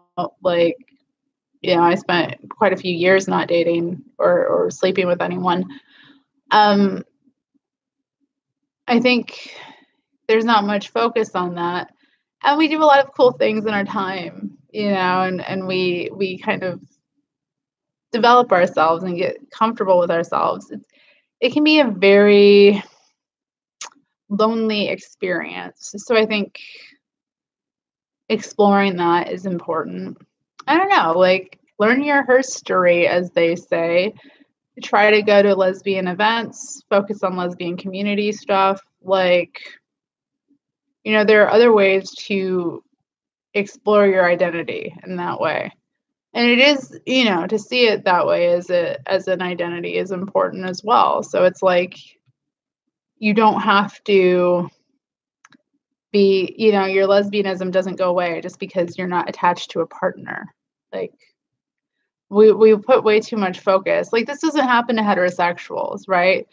No one says that, because a straight woman, right, hasn't been with a man for a long time, that she somehow isn't straight, So I think being visible is important, being visibly lesbian. So yeah, I would explore like, different facets of your identity, your creative self, the way you dress, the way you, carry yourself, how you work to like, undo feminization within yourself, develop yourself and like also think about and work and befriend other lesbians too. Like you don't have to date, sometimes it's important that that a lot of the time, many, because of the loneliness of lesbian life, like get involved in relationships that we shouldn't. And then, we get traumatized. So, yeah.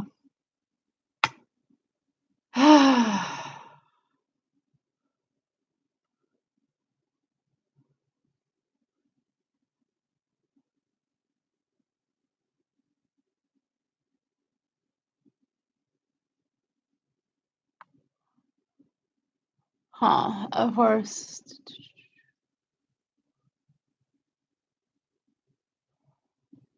Yeah, I mean, that's the other thing too. Like, so much of our identity is expected. Junlee talks about the way media displays lesbians. So it's always thought of as like something dirty. But we have like a mass history of resistance.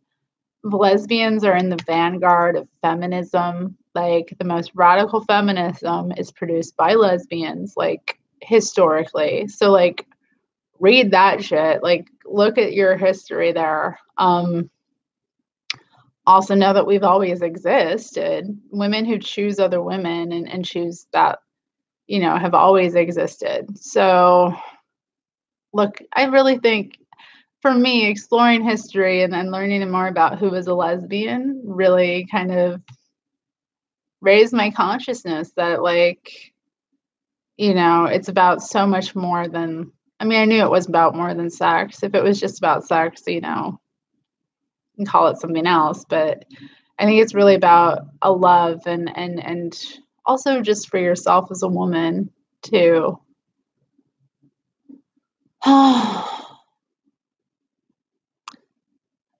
Agnes says, should there be a distinction between women who choose to be lesbians after living a het life and lesbians who feel like we have always been lesbians?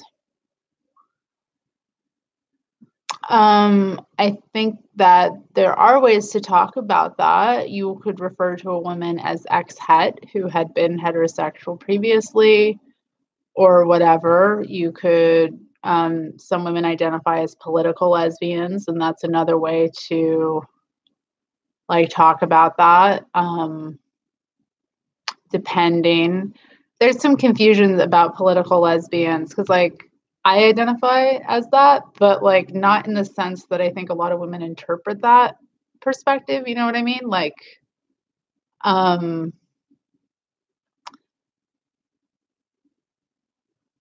sorry, I have to block so many douchebags today.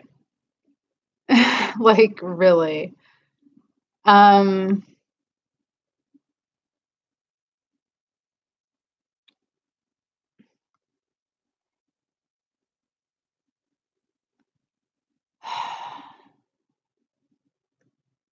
So yeah, there's ways to talk about, I guess, those differences. I think the big thing that is different between like women who've been previously heterosexual is that there's privilege.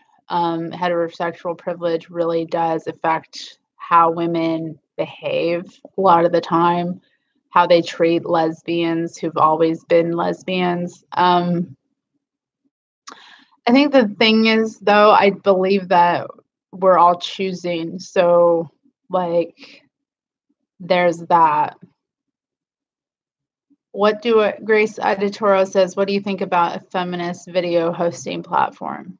I mean, it sounds fine. Honestly, I think we need to fight to make the commons a place where women can exist and use them. Why should we move off of these platforms that we've had that we can interact with women, from who aren't feminists? That's the thing to me. Like, women who aren't feminists, are they going to seek out a feminist platform to get to these ideas? I don't know. Camille V says, thoughts on Posey Parker? I mean, I don't know. I think she really destroyed that Adrian Harrop guy, or whatever the hell his name is. But I mean, I don't really see her as like a feminist. So, like, that's my opinion. And I also don't like the way that she acted, like, or has acted quite a few times. Like, I've been put off by it. Carrie S. says, I found so much strength in working to undo feminization and finding others who are doing the same. It feels good to find our community, past and present.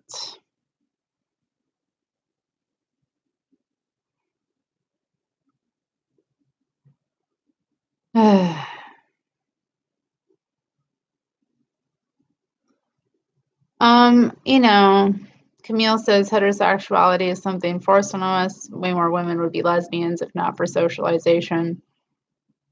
I wouldn't say it's not forced because some women do choose to resist, don't they? I mean, men do rape women, but men rape women who are lesbian, bi, they just do that. So, to say that, it's forced, we do have a choice. And I think it's important to outline that, like, given that they are so awful and that they like do shit like this, like they can't even let me have this like discussion without trying to fucking mark their territory on it, right? Given that, like, it's important to name the fact that women choose them, these pissers on things, over other women, and to like really hold them accountable for the choices they make. June Lee says it might not be in an erotic, sexual sort of context, but every woman love other women in fact. I don't think that's always the case, June Lee. I think some women hate other women, and it's an issue that women have to deal with. Like, some women really, there's a big inability to be intimate with other women because they don't like themselves as women. They believe lies about womanhood, that we're dirty, that we're gross. They have these kind of conceptions in their mind, and that's what they have to undo. They have to unravel that stuff before they are like able to be intimate with another woman, really. So yeah,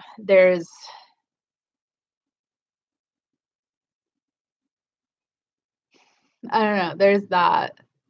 Uh,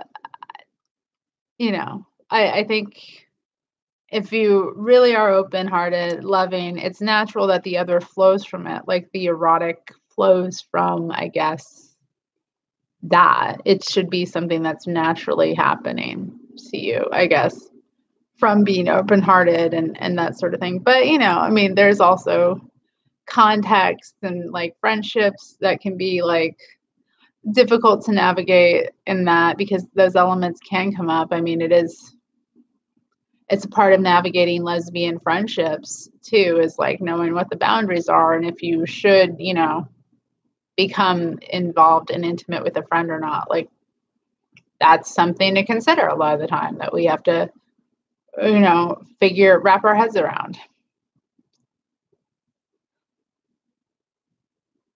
Lem Yag asks,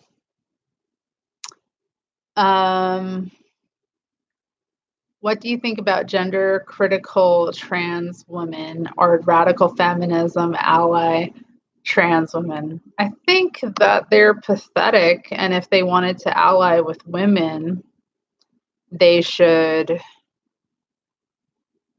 detransition immediately, stop referring to themselves as women, stop using women's restrooms, stop parodying women with their appearance,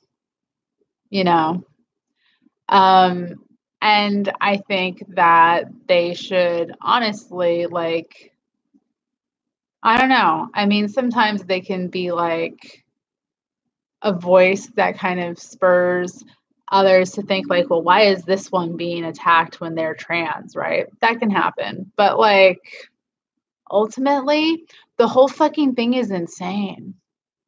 The whole thing is like not good. Yeah. Like, I guess that's the thing, how much are they really doing for women? Are they talking? Are they taking a platform away from a woman that could be saying these things? Like, uh,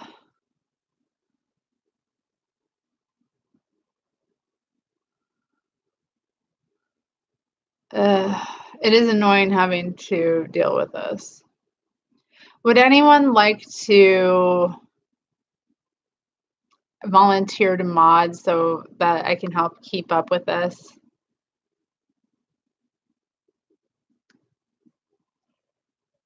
Oh, good. I'm glad to hear that you're preparing for that demonstration. I saw like information about it this morning. It looks really cool. Like women in South Korea are having a massive demonstration against spy cam porn today. It's awesome. In our demonstration, only born women can come, not trans. Good. That's fucking awesome.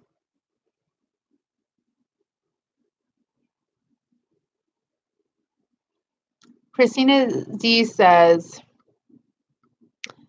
I wanted to read something that she said about this.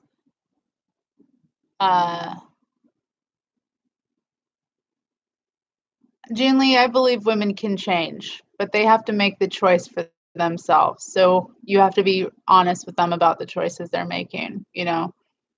So I agree with you. Women can change. I've changed, you know, I've changed my opinions, my beliefs. I've tried to change my behavior, be more aware, you know, and I have made big strides in my life. And I still have a lot to do too. But yeah, I believe women can change and that we can be reasoned with, you know, but we have to want to. And that's the problem. A lot of women don't want to. Christina D says, anyone else remember loving girls when you were young? Now can look back and see the conditioning that changed that and now are coming back full circle. My trip. I mean, that was my experience too.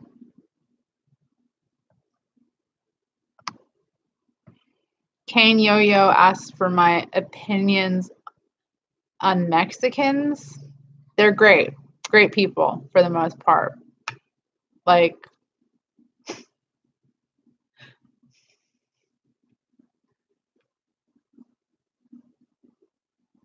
Camille V says, I feel like men, including transsexuals, can support feminists from a distance, but I resent them being included at women's events. I care about women-only space and movements.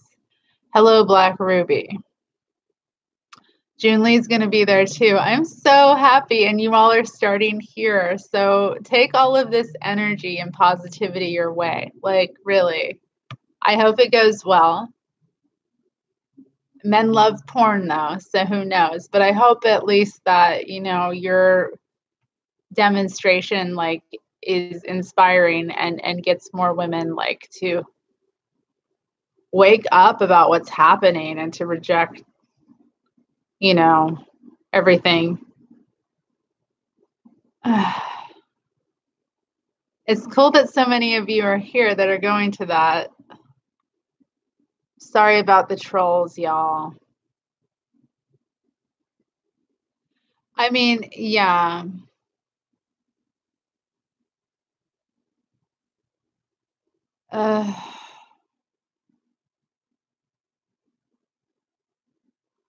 Okay, if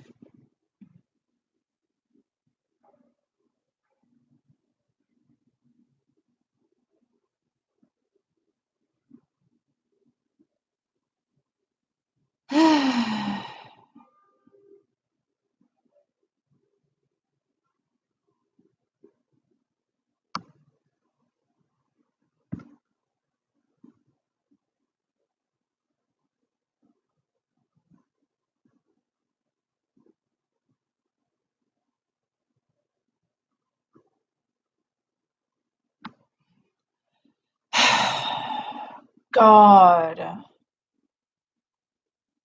I think it's natural to love our own kind. It's natural for women to love other women. It's natural for girls to love other girls. And we have, yeah, we're basically taught that that's wrong and that that's lesbian and we need to avoid it. And some women go along and buy into that myth and teach themselves to like men. That's what I remember experiencing as a girl, you know.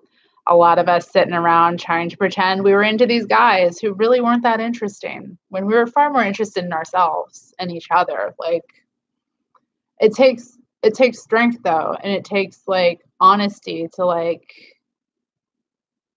you know, pursue that. And I think that's the difference between like ex-het feminine or ex-het lesbians and women who've never been het, like lesbians who've never done that. You know, they've, you know, embraced, I guess, you know, their love of other women their entire lives. that's, I guess, the difference. And it does create a different consciousness. Someone asked me about my opinions on Catherine MacKinnon, and Daniela is describing kind of Catherine's weird support for the trans cult. Like, that's just my opinion of her. Like, it really delegitimizes her work against pornography specifically to then support like living pornography and men's fetishes. It's weird to me. You know, she's like published some good ideas and done some good work, but she also is like, I don't know, don't follow leaders, you know, this is why, you know. Oh God.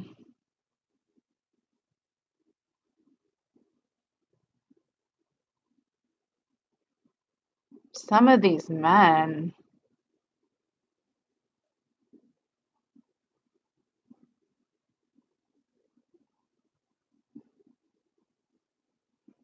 Oh yeah, I've been telling like to the women here who are in South Korea, like I've been telling everyone about your like work and movement that's happening. It's, you know, you have a lot of support. You have a lot of support. We're with you in spirit. And like, I'm trying to encourage women to use like hashtags to connect. I really love how much like I see Korean feminists specifically reaching out. Like, it's cool. It's awesome.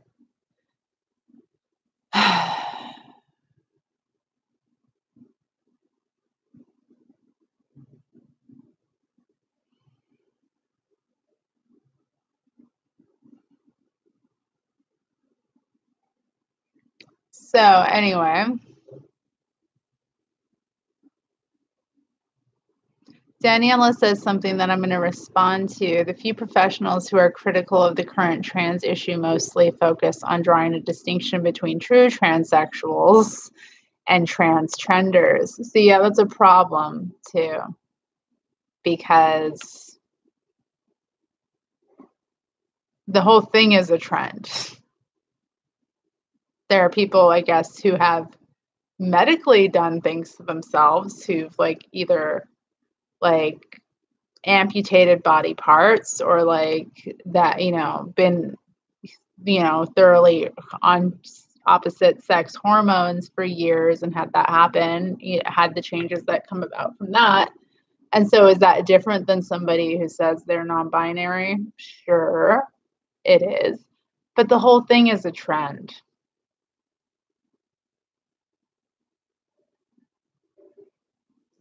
Christina D says, couldn't have transgenders if it wasn't all a pile of bullshit. It's a weak philosophy.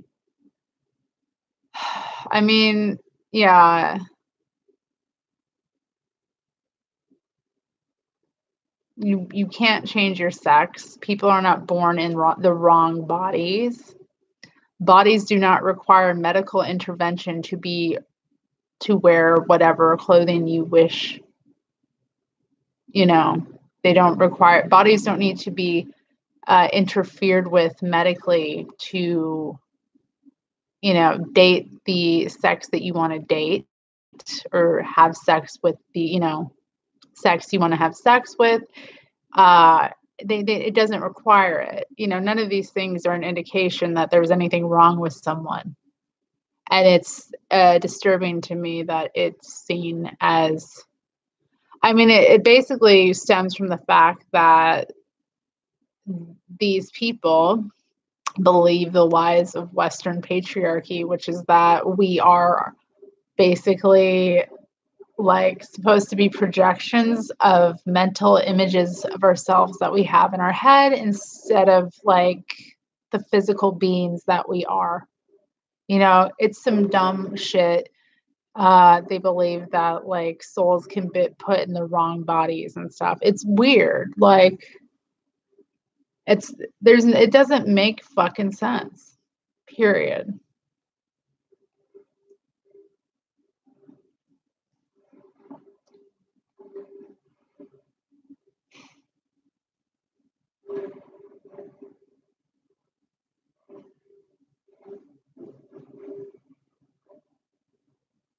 Joe asks, what's the best way to explain the distinction between biological sex and gender identity to someone from your personal experience?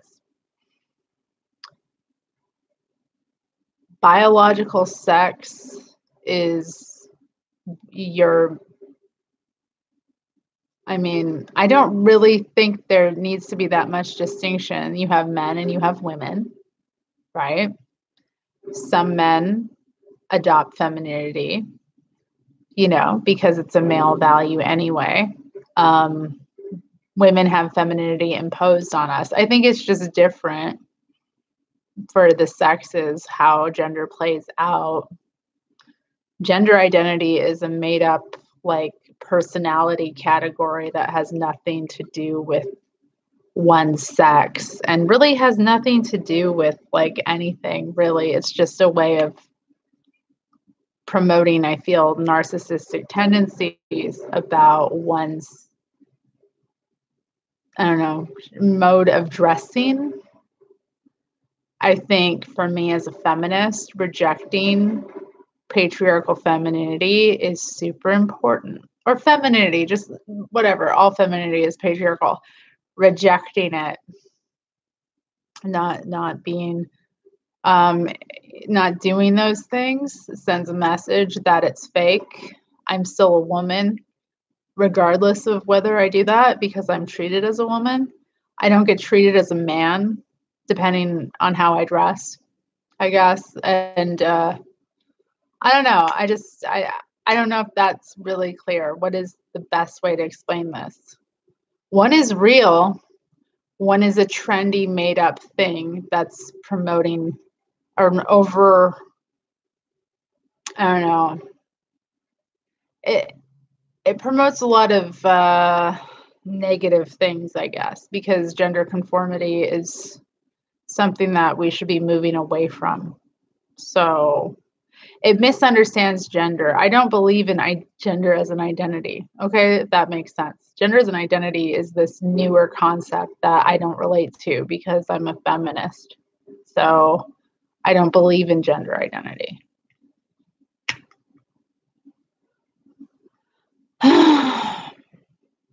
Bye, Christina. June Lee says she wants to find out more about feminism in Turkey. I had a woman in Turkey write to me recently saying that she's interested in getting some of my videos translated into Turkish. So hopefully that happens in the next year.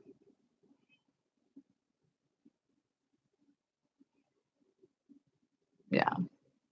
Yeah, I see gender as, other women are kind of explaining it better, but I see gender as sex role stereotypes, and I'm against those. And I don't see it as an identity. If you identify with that, you're just an oppressive person, I guess. So there are oppressive people, and there are people who want to see humanity elevated beyond that, I guess. So that's how I see it.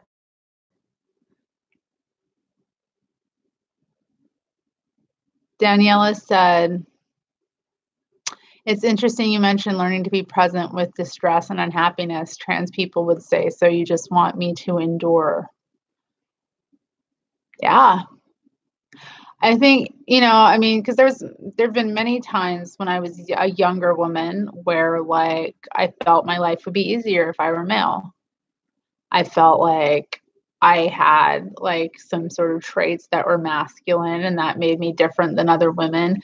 Instead of realizing that all women are going through a struggle of identity because the role of woman is so constrained, the expectation for women is so constrained that we don't feel that we can be our authentic selves and be women.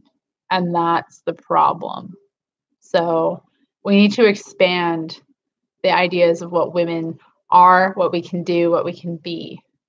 And I think that when women do that, it really makes this whole thing very apparent that it's nonsensical.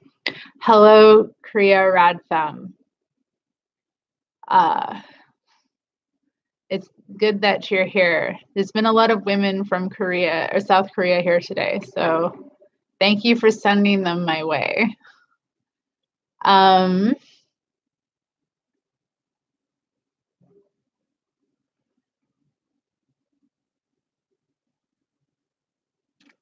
Yale Park says gender is just a kind of language. She, he, her, him. That's why it seems like it can be possible to choose. I suppose, but I think it's important to label people the right, you know, to name males males and females females, because we live, with the reality that the majority of violent crime is committed by males. Females are more likely to be killed by males than like males are to be killed by females, like stuff like that. Like this stuff's important, that how we talk about it, how we are thinking about it. Like men don't act like women. Women don't act like men. There's distinct differences that become apparent, and that's not gender, that's sex.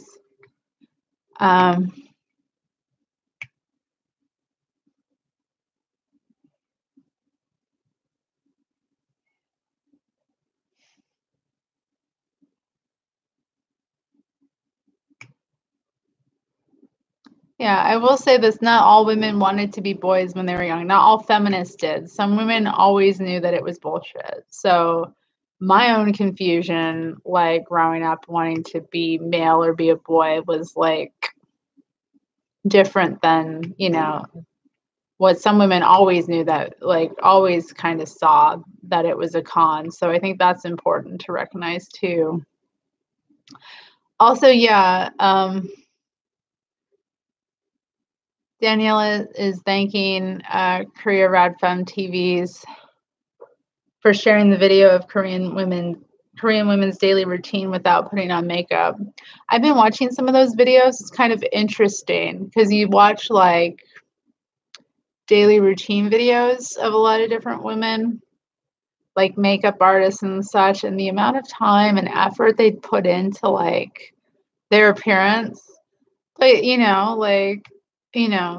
to see women not feminize themselves and to look like really, you put your best face forward when you don't feminize yourself, to not have a mask on, to be clean, but to be like presented well. Like it's nice to see. I think women look more professional when they cut all the femininity out. You really do look more like you're down to live and be comfortable and get down to business. It really astounds me how we don't take the fact that women's clothing, like clothing designed for women, is so uncomfortable, and like women are just in a constant state of discomfort with their clothing, like pulling at their pants, pulling at their, like it's terrible. It's such a distraction, and it makes you self-conscious. And when you're self-conscious, you're not focusing outward on the world. You're focusing inward on yourself, on something as stupid as the fact that your pants don't fit because they're designed to be tight so that you'll continue to like diet, which is bad for you. Like, ugh.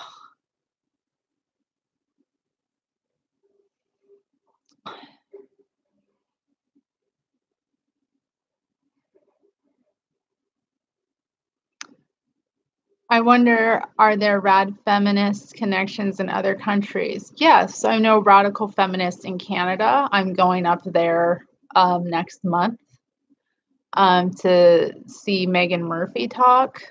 There are radical feminists that I've met in the UK. They're in France. They're all over Europe. There's radical feminists in Australia. I've heard from radical feminists, also Brazil. Massive lesbian feminist communities, specifically in Brazil, in Germany. They're in Norway, Sweden, Iceland too is pretty big. I've actually seen a radical feminist from Singapore online in the past. Oh, I did meet a radical feminist from China once. Russia too. We're everywhere, like, oh, India. I've met some radical feminists online from India, lesbian feminists even. So yeah, there's I mean, the internet does help us connect. There's everywhere. I don't know. I mean, I'm not naming so many countries, but New Zealand. What is the real name of New Zealand? Sorry.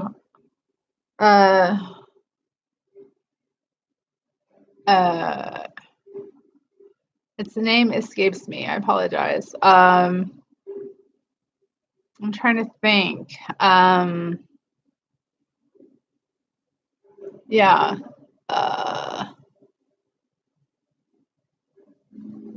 Other countries that I've seen radical feminists come from. Egypt is one. That was a nation. Like, I don't know. We're just everywhere.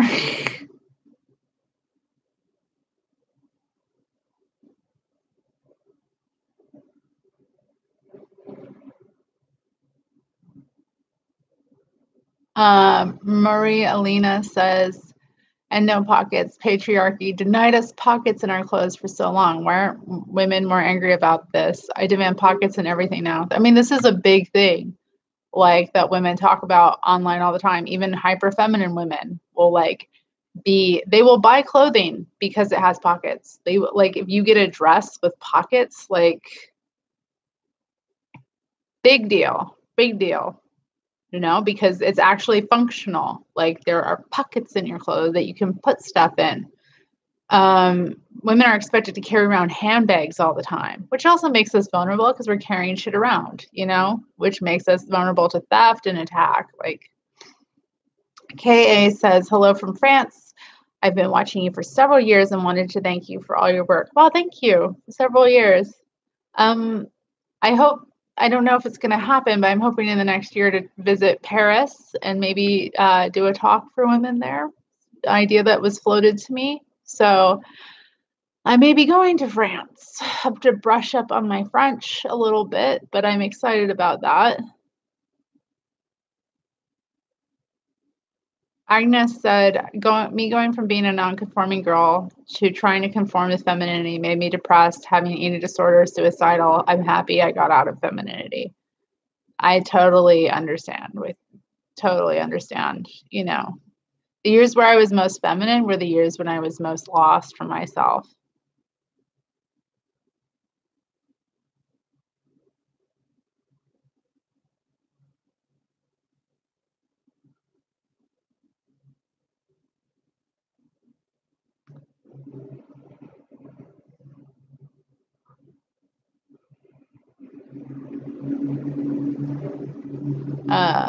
Let's see. Creative Coffee says, what defines a radical feminist? Radical feminist is a feminist, I guess, who sees it's a feminist who views oppression of women as being a fundamental part of the social order. It sees and names men as the problem. It analyzes all forms of victimization of women and oppression of women. It looks at the various forms of oppression in society and how they impact women specifically. It's the only philosophy that is truly by, for, and about women. That's what makes one a radical feminist, or that's what defines it.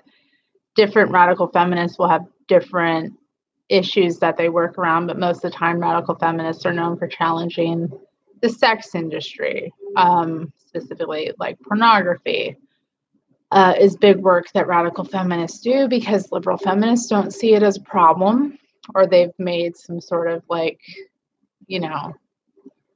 they've made it not a problem in their mind.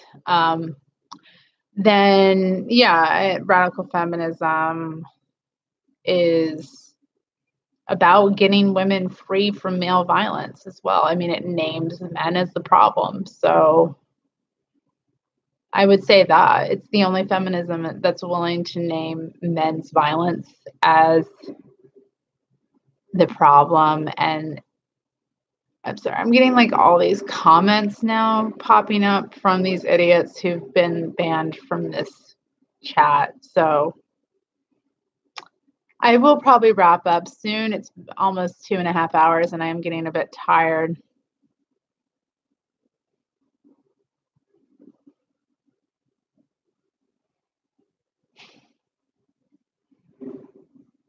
Yeah. I mean, that's the whole thing. Camille V says feminine clothing is designed to make you vulnerable to men and male violence. It does. It totally makes you vulnerable. If you were wearing clothing that is designed for men, you could move your body. I mean, like this past year is the first year I've like started wearing like pants, for example, that are designed for men. Can I tell you how much more comfortable I am? It took me years to be comfortable like buying and wearing like clothing that's supposedly men's, right? I can move my body. I can do yoga in them. Like I don't need to like change into a bunch of different outfits. I'm totally comfortable. I can move faster. Like I move and walk better as somebody with a disability wearing these clothes. It's like it's so much more comfortable. So much more comfortable. And I'm not only am I comfortable, but like I can move my body and use my body. Like I'm not again self-conscious or like in a state of being vulnerable.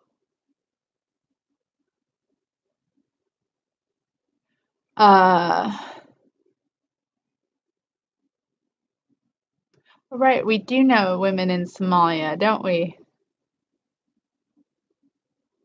Hmm.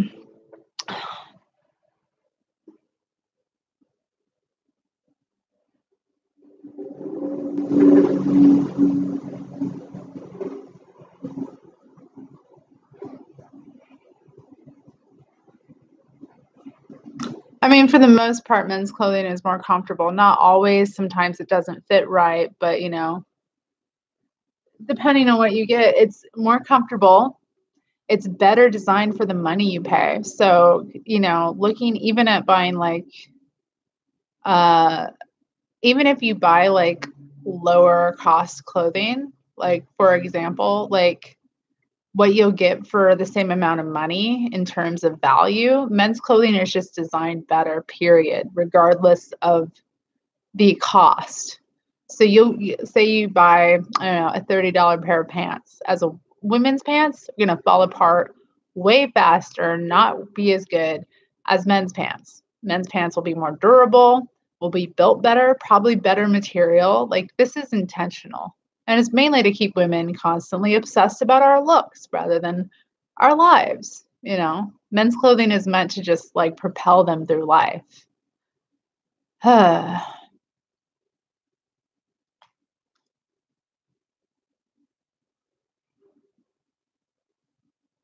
I mean, I wear like clothing designed for both sexes, or like I shop in both sections and find what I like and what is works for me there. But like, for the most part, if you're on a budget and if you need to like be, well, you should just be that way about your money anyway. Like, don't waste money on flimsy clothing that isn't gonna stick together. I mean, half of the times with women's clothing anymore, like it's good for a couple of washes and then you have to dispose of it. It's all intentional. And then who's making that disposable clothing? Like what are the conditions they live in? Like, just creating disposable clothing. I don't like it. Creative Coffee asked if I still read tarot. Yes, I did a couple of tarot readings this week. I still read tarot for clients. I don't think that that's something that's going to end anytime. If I can't read tarot in my life, like I read it for myself personally and I read it for clients, but like tarot's it's a part of my life. It's part of my spirituality, and also I love looking into it. It's something I enjoy. So no. If I'm not doing my tarot, I'm going to be a very unhappy woman. And it sounds like the protest in Korea is kicking off. So I'm very excited to see you, Korea Rad Fem. I hope it goes well. I know it will. Yeah, and I hope that you get lots of good footage for us as well. We want to see what's going on.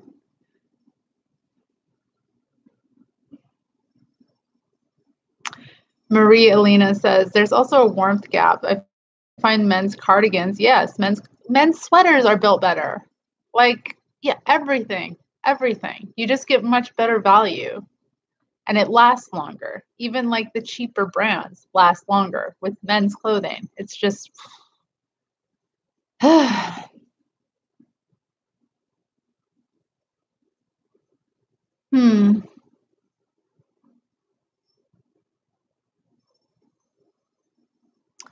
Agnes Long says, I've been thinking about buying men's boxers to wear instead of panties. I feel like women's underwear are too sexualized. Yeah.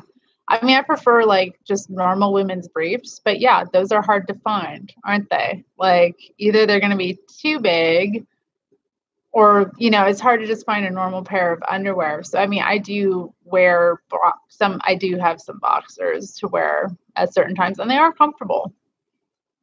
So yeah, I recommend it. I don't really like big boxers, but like the kind of more, like the more closer fitting, like smaller boxers. I like those. I don't know how to describe them. Boxer briefs, I guess. Bev Joe says panties is porn sounding. There's women's underwear that's not obscene, but no reason to wear any underwear. That's true. I mean, underwear isn't really necessarily even good for you. So yeah. Yeah, Camille V says feminine sexualized lingerie makes me feel physically ill. It's like wearing pornography. I mean, it is. That's the idea. I don't know how women wear that on their own. You know what I mean? Like, it's bad enough to wear that like with the intention to titillate someone else, but like to just do that daily to yourself. What the fuck? Like, it's some real self-denial and some real just a lot of women pornify themselves a lot. They're consistently thinking of themselves in these ways. And it messes with your head. I mean, pornography is so bad for your head. It really is. So yeah, buy men's clothing. Steal the clothing so they can't get it. Go to the store. Or yeah, no, steal it too. Whatever. Any other questions before I wrap up? We're at 2:30, but I'd love to answer a couple more questions if there are any. You know, I feel like this hasn't been so much of a Q&A as a chat, although I just want to answer whatever. Y'all didn't have too many like controversial questions, surprisingly enough. At least I didn't feel like it. Maybe so. Maybe, well, I'm sure stuff I've said in here will offend plenty, but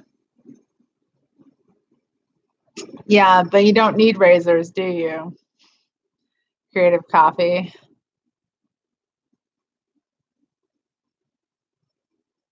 Pink smoothie. Okay, I will keep that in mind if I'm in Europe this summer, because I might be. So I'll be on the lookout for women's underwear that's more plain, because I do like kind of just plain women's underwear, just like for comfort.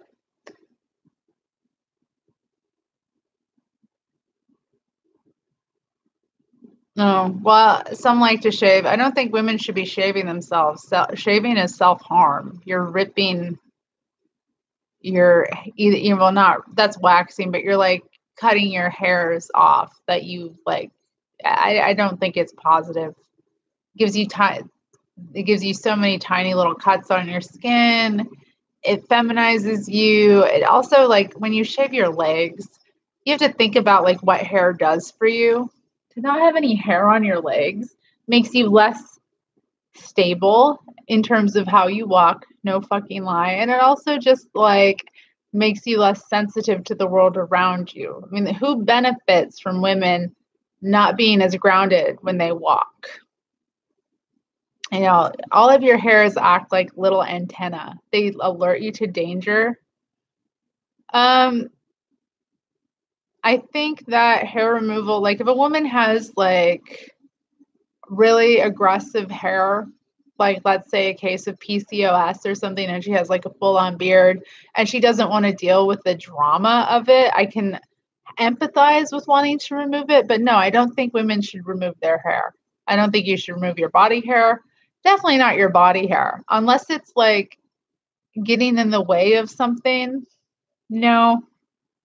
Or like, I don't know, if it's like too long or something, I could see like possibly cutting it. But these are rare scenarios. Yeah, I don't think it's good. It's not good for you. It's not healthy. It's not self-loving to do. Why can't we have hair? We're animals. Why is the expectation that women be hairless like we were when we were children? I think it contributes to pedophile culture. I really do. I think it helps normalize this like infantilization of women and women being in a state of arrested development because we can't even accept our like adult bodies that have hair. And also, yeah, it makes you vulnerable. And then it's just buying a bunch of shit you don't need. Who benefits from you removing your hair? Corporations who are, you know, these razors that you're buying. Do you really need to buy this junk? Yeah, I mean, you might need to, there are circumstances where you might need to remove hair, like medical, or like you're getting a tattoo, they have to shave your hair down to like get to the skin properly. Sure. But,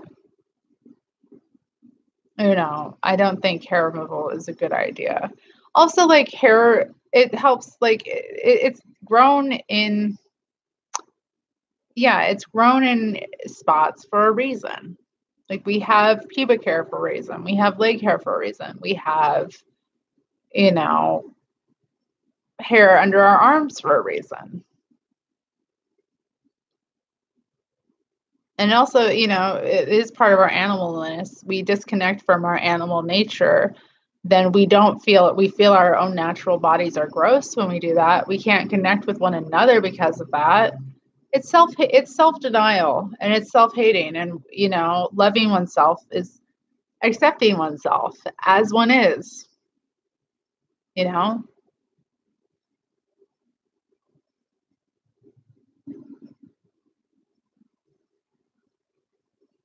Yeah, I mean, you save money and you're not buying products that you don't need.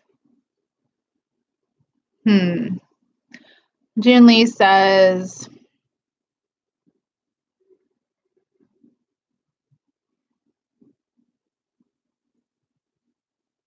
yeah, June Lee says, I heard that actually in the 60s, having hair was the beauty standard and got recommended for health purposes.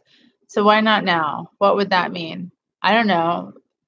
Different, I mean, the male bullshit stories change throughout time depending on their need. I think we've just, capitalism, okay, so we live in a capitalist society, right? Capitalism requires that new markets be created. If new markets aren't being opened up, you know, where profit is funneled, if there aren't new business ventures going, if the system comes to a standstill, if there isn't constantly new profit being chased, right? There's economic crisis. The results of which are depressions, recessions. You know, they want to monetize everything they can. Constantly need to create new markets. If that's not being done, if capitalism isn't growing, if profits don't grow, companies are, you know, not meeting their requirements, they go under. Like there are reasons for these things, you know, it's bigger than just like one thing. As women, we can point out that it's like there are just so many angles to go at this from. A big part of it, though, is that men want women to look like little girls. A lot of them do. They want you to have like hairless. They want you to be hairless because that's what they're attracted to. A lot of women don't want to deal with the fact that they're perpetuating like a pedophilic culture by their behavior. Miston says, you have an opinion on men growing their hair, facial or otherwise? No. Shave them off. I think men should shave themselves completely. That's what I think. They should be forced to have all their hair removed and to teeter around on heels. That's what they should have to do.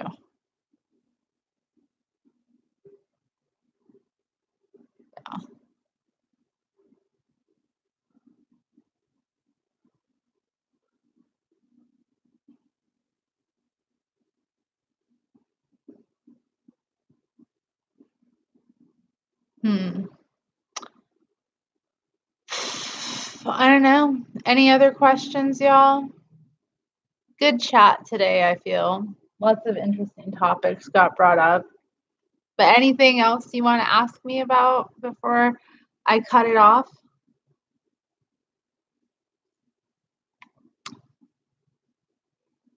There are 42 viewers, so I'll give it a minute before I kind of wrap it up, I suppose. I could show you all this new piece of selenite I got. This has been chilling in my pocket. This was only like $4. It's a big chunk. I mean, selenite's one of the cheaper crystals, but it has really positive energy. So, and this piece is interesting because it's got some clear piece there. I don't know. My camera isn't that good on this, but you can see like how different it is. It's quite cool. So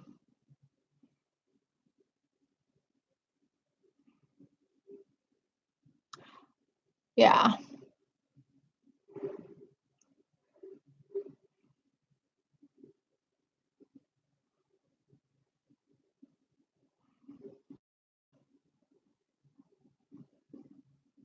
How can women overcome fear of disagreement?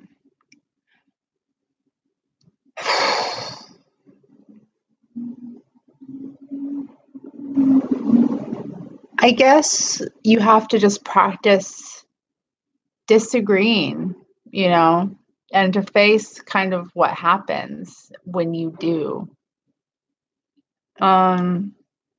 Fear of disagreement can come about for a myriad of reasons. I think a lot of the time we want to be liked, we want our friends to like us specifically, but it can be really damaging to your relationships with other women to not speak your mind about what your differences are. And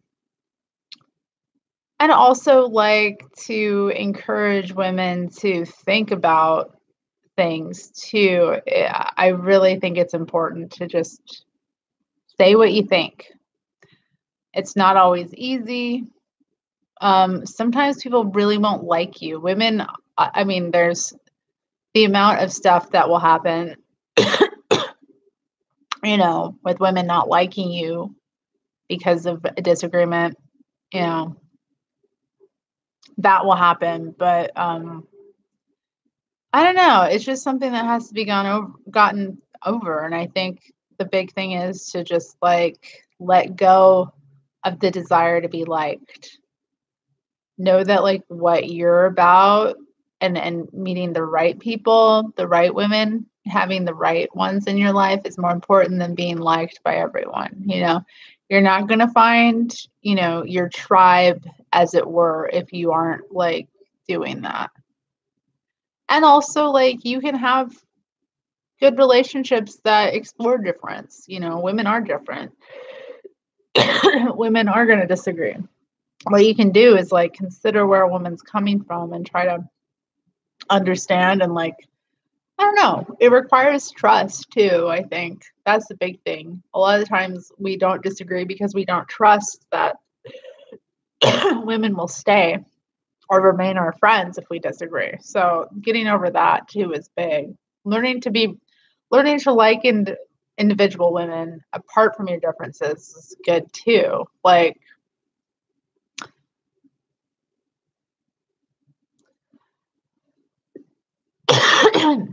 Apologize for coughing. My throat's kind of getting away from me. I have been on for over 2.5 hours, though. Marie Elena says, how many male allies do you think we have, if any? I feel like I can count about 3 in the whole UK at a push. How do you measure allyship? I don't know. I don't want men to be allies. Does that make sense? Like, I want them to either put up or shut up. I would like more of them to speak out about the trans cult because so few of them do, even though they agree about this stuff. But that would benefit women, so why would they? I don't know. I really don't think it's helpful to think of men in those terms. And actually, male allies have been some of the worst, creepy fucking dudes I've ever met. I have met so many that were addicted to pornography while speaking out about it publicly. They're like jacking off to porn, ingratiating themselves in women's communities. You know, like I don't have much faith. And apart from that, I've just been fucked with by some of them. Like I've been fucked with by dudes who are friends with like some really famous radical feminists. So it's kind of like, for me, I'm just like, they need to go do their own thing. Men, if they want to be allies to women, they can use their male privilege to speak out on behalf of women's issues. If they want to do that shit, if they want to like really do something, but we need to get over the idea that they're our friends and allies. Okay. That is just like, it just doesn't work. Very rarely are they doing it for the right reasons. They're usually doing it because they're in pursuit of some sort of like cookies, as we said at the beginning of the video. They want cookies. They want to feel like a good guy. Fuck that. Women aren't here to validate your goodness. It's stupid.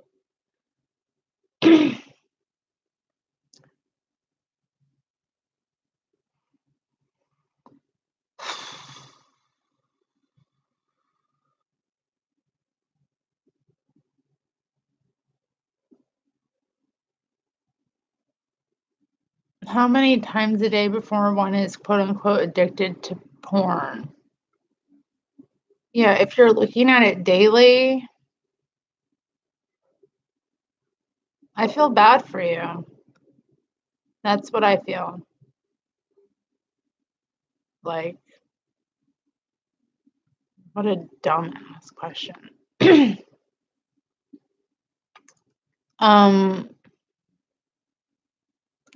Camille V says, why does Miranda Yardley use the women's bathroom yet says men shouldn't use women's spaces? Because he's a man, yeah, and they say one thing and do another most of the time. I heard that he stopped using women's restrooms, but how do you know what restroom he's using when he's not at a feminist event? You know, I just don't trust these guys. Why hasn't he detransitioned? He's been visible for years. He really doesn't get it. You know, he's not our ally. If he were our ally, he would like stop doing these behaviors. He's reinforcing gender with his actions. That's all you need to know. He adopts femininity, which is women's oppression. Like, he thinks that that is something desirable. All right? This is not somebody who is our ally. Women are so taken in by male femininity. It's their value. Males are the ones who had created femininity. Of course they do it. It does not make them like us.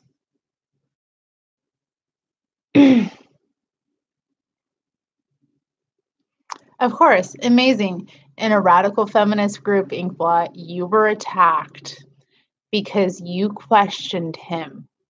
And he does so much. And isn't he so great? And who the fuck are you, right? An actual woman, right? See, this is the shit that men do. They're just divisive, period. They should not be in women's spaces, period. Creative Coffee asks, I'm curious as to why you don't see trans as women. You were asking some very interesting questions today. Is it because they were not born women? It's because they're not women. You're either man or a woman. Like, you're either male or female. I don't believe in gender, so therefore I don't believe in the belief that you can be internally like masculine or feminine. Gender is imposed, and it's imposed on women. It's a hierarchy that oppresses women specifically. So I don't see men as women. Men can adopt feminine behaviors, kind of.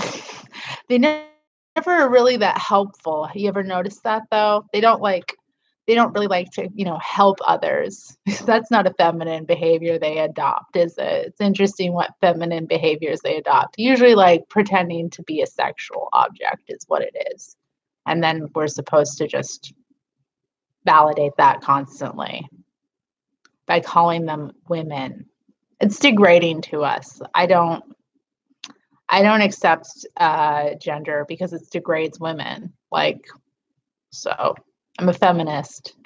I see the division in society as being like male and female, and that males have imposed gender. So I don't believe in this idea that you can be internally identify as the opposite sex. It's bullshit. So anyway. So I want to keep reading this. Inkblot. Many of the women ended up showering him in compliments, defending him, telling him how wonderful and fashionable he is. How fashionable he is. I wanted to barf. That is some lib femme shits.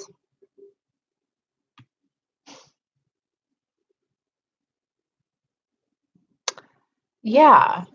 I don't know what to say about that. I mean, that's like so typical. That wouldn't have happened if he was a woman. You know that. It might have happened if he was a woman. Let's say, but it's just so common that women will rush to defend a man in distress. Oh, he probably ate that up, being a damsel in distress. When does a guy ever get to experience that and then have women come to his aid? How nauseating. And they call themselves radical feminists. But they don't put women first. Okay. Agnes wants to know my opinion on the popularity of drag culture in shows like RuPaul's Drag Race. I think that drag culture has become incredibly commercialized through shows like RuPaul's Drag Race. It's become something that, while initially may have been kind of a more gay men's subculture, it's become like this cultural force that men and women are both interested in participating in because of the extreme makeup and costumes. I think there's not a lot of theater stuff in our culture at large. People aren't encouraged to express that part of themselves. So I think it fills that void. Also, I think straight people really enjoy consuming gay men's culture. They just do. It makes them feel edgy and different. I think drag culture is pretty obscene for the most part. Very rarely have I seen any of it that's like artistic and, provocative in a way that is intelligent. A lot of the time, it just seems to be men making fun of women. Not always. I think the history of it is a little bit more complex. But yeah, I think it's become very streamlined and very much like it's a cash cow. It's another market that's opened up.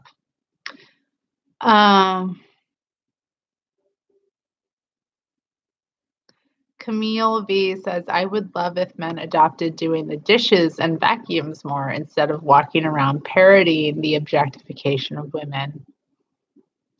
Yeah. See, that's the thing. Yeah. It becomes pretty obvious the differences. I mean, you can watch this whole live stream if you weren't here for the whole thing, Creative Coffee, but there are differences between the sexes, and that matters. So women specifically are vulnerable to males, period. So regardless of anything else, my interest as a feminist is expanding women's rights and protecting women from male violence, you know, and trying to like do something about the incredible woman hating of this society. And a big part of the woman hating is just the mind fucking that goes on of women. Like, you are these beliefs about you. You are femininity. No, I'm not. No, I'm not. It's mm, you know, we are more than that.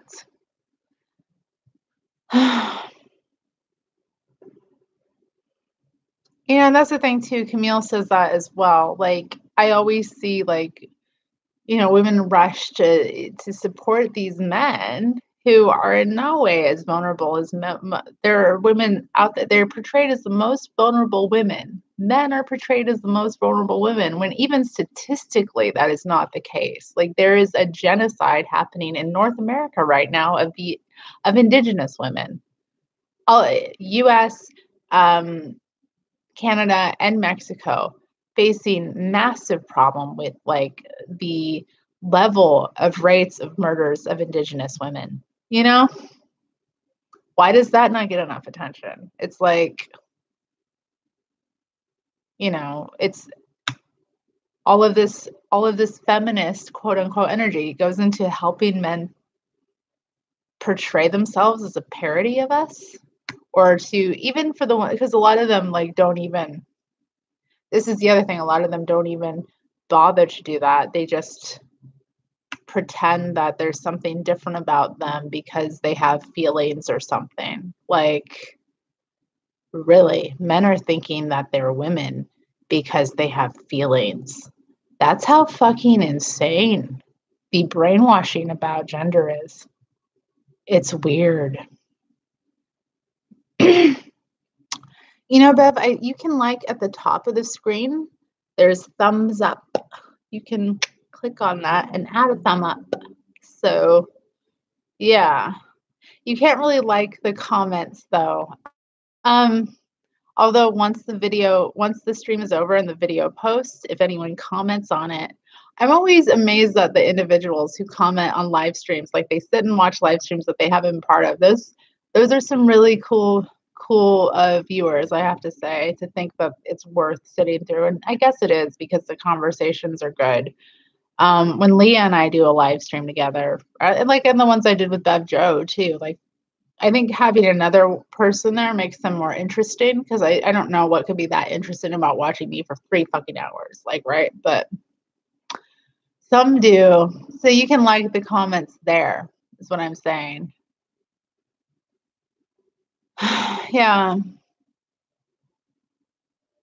I mean, so much women's energy and resources go to helping these males. Like, it's obscene. And also often taking vital resources from women. Like, for example, homeless shelters. The amount of women I have come across who have dealt with homelessness in the past few years, who have to deal with these men in their women's shelters, it becomes quite apparent to them that they are not women, and it becomes quite apparent that they are vulnerable to these males, and they feel so unsafe, on top of, like, when you are homeless and in that kind of state of, like, it's traumatizing. It's fucking traumatizing. Then you have to deal with navigating, like, avoiding a man in your private space, like, you know, a strange man to you. Like, women can be harmful in those spaces as well. Women attack other women in those spaces as well. That happens. But it's a totally different sort of thing. Like, you're navigating so much more with a male. And, like, they really physically can hurt you a lot more of the time. So, yes. Put women first, put lesbians first, and put yourself first if you need it. Yeah, I think that'll be it for today. I'd like to wrap up. Thank you all for coming. Thank you for your questions. Thank you for watching me. Like I said, I have some plans for the channel that I talked about earlier. So you'll know I'm planning to get at least 2 videos out by the end of the year. And then, I'll see you in 2019. And we'll decide then about possibly opening up a second channel. But I'm grateful that you all came and were supportive here and asked me questions. And we got to talk about ideas. So, yeah, I guess peace out. Yeah. Thank you all for your comments. All right, so let's see. All right, ending now.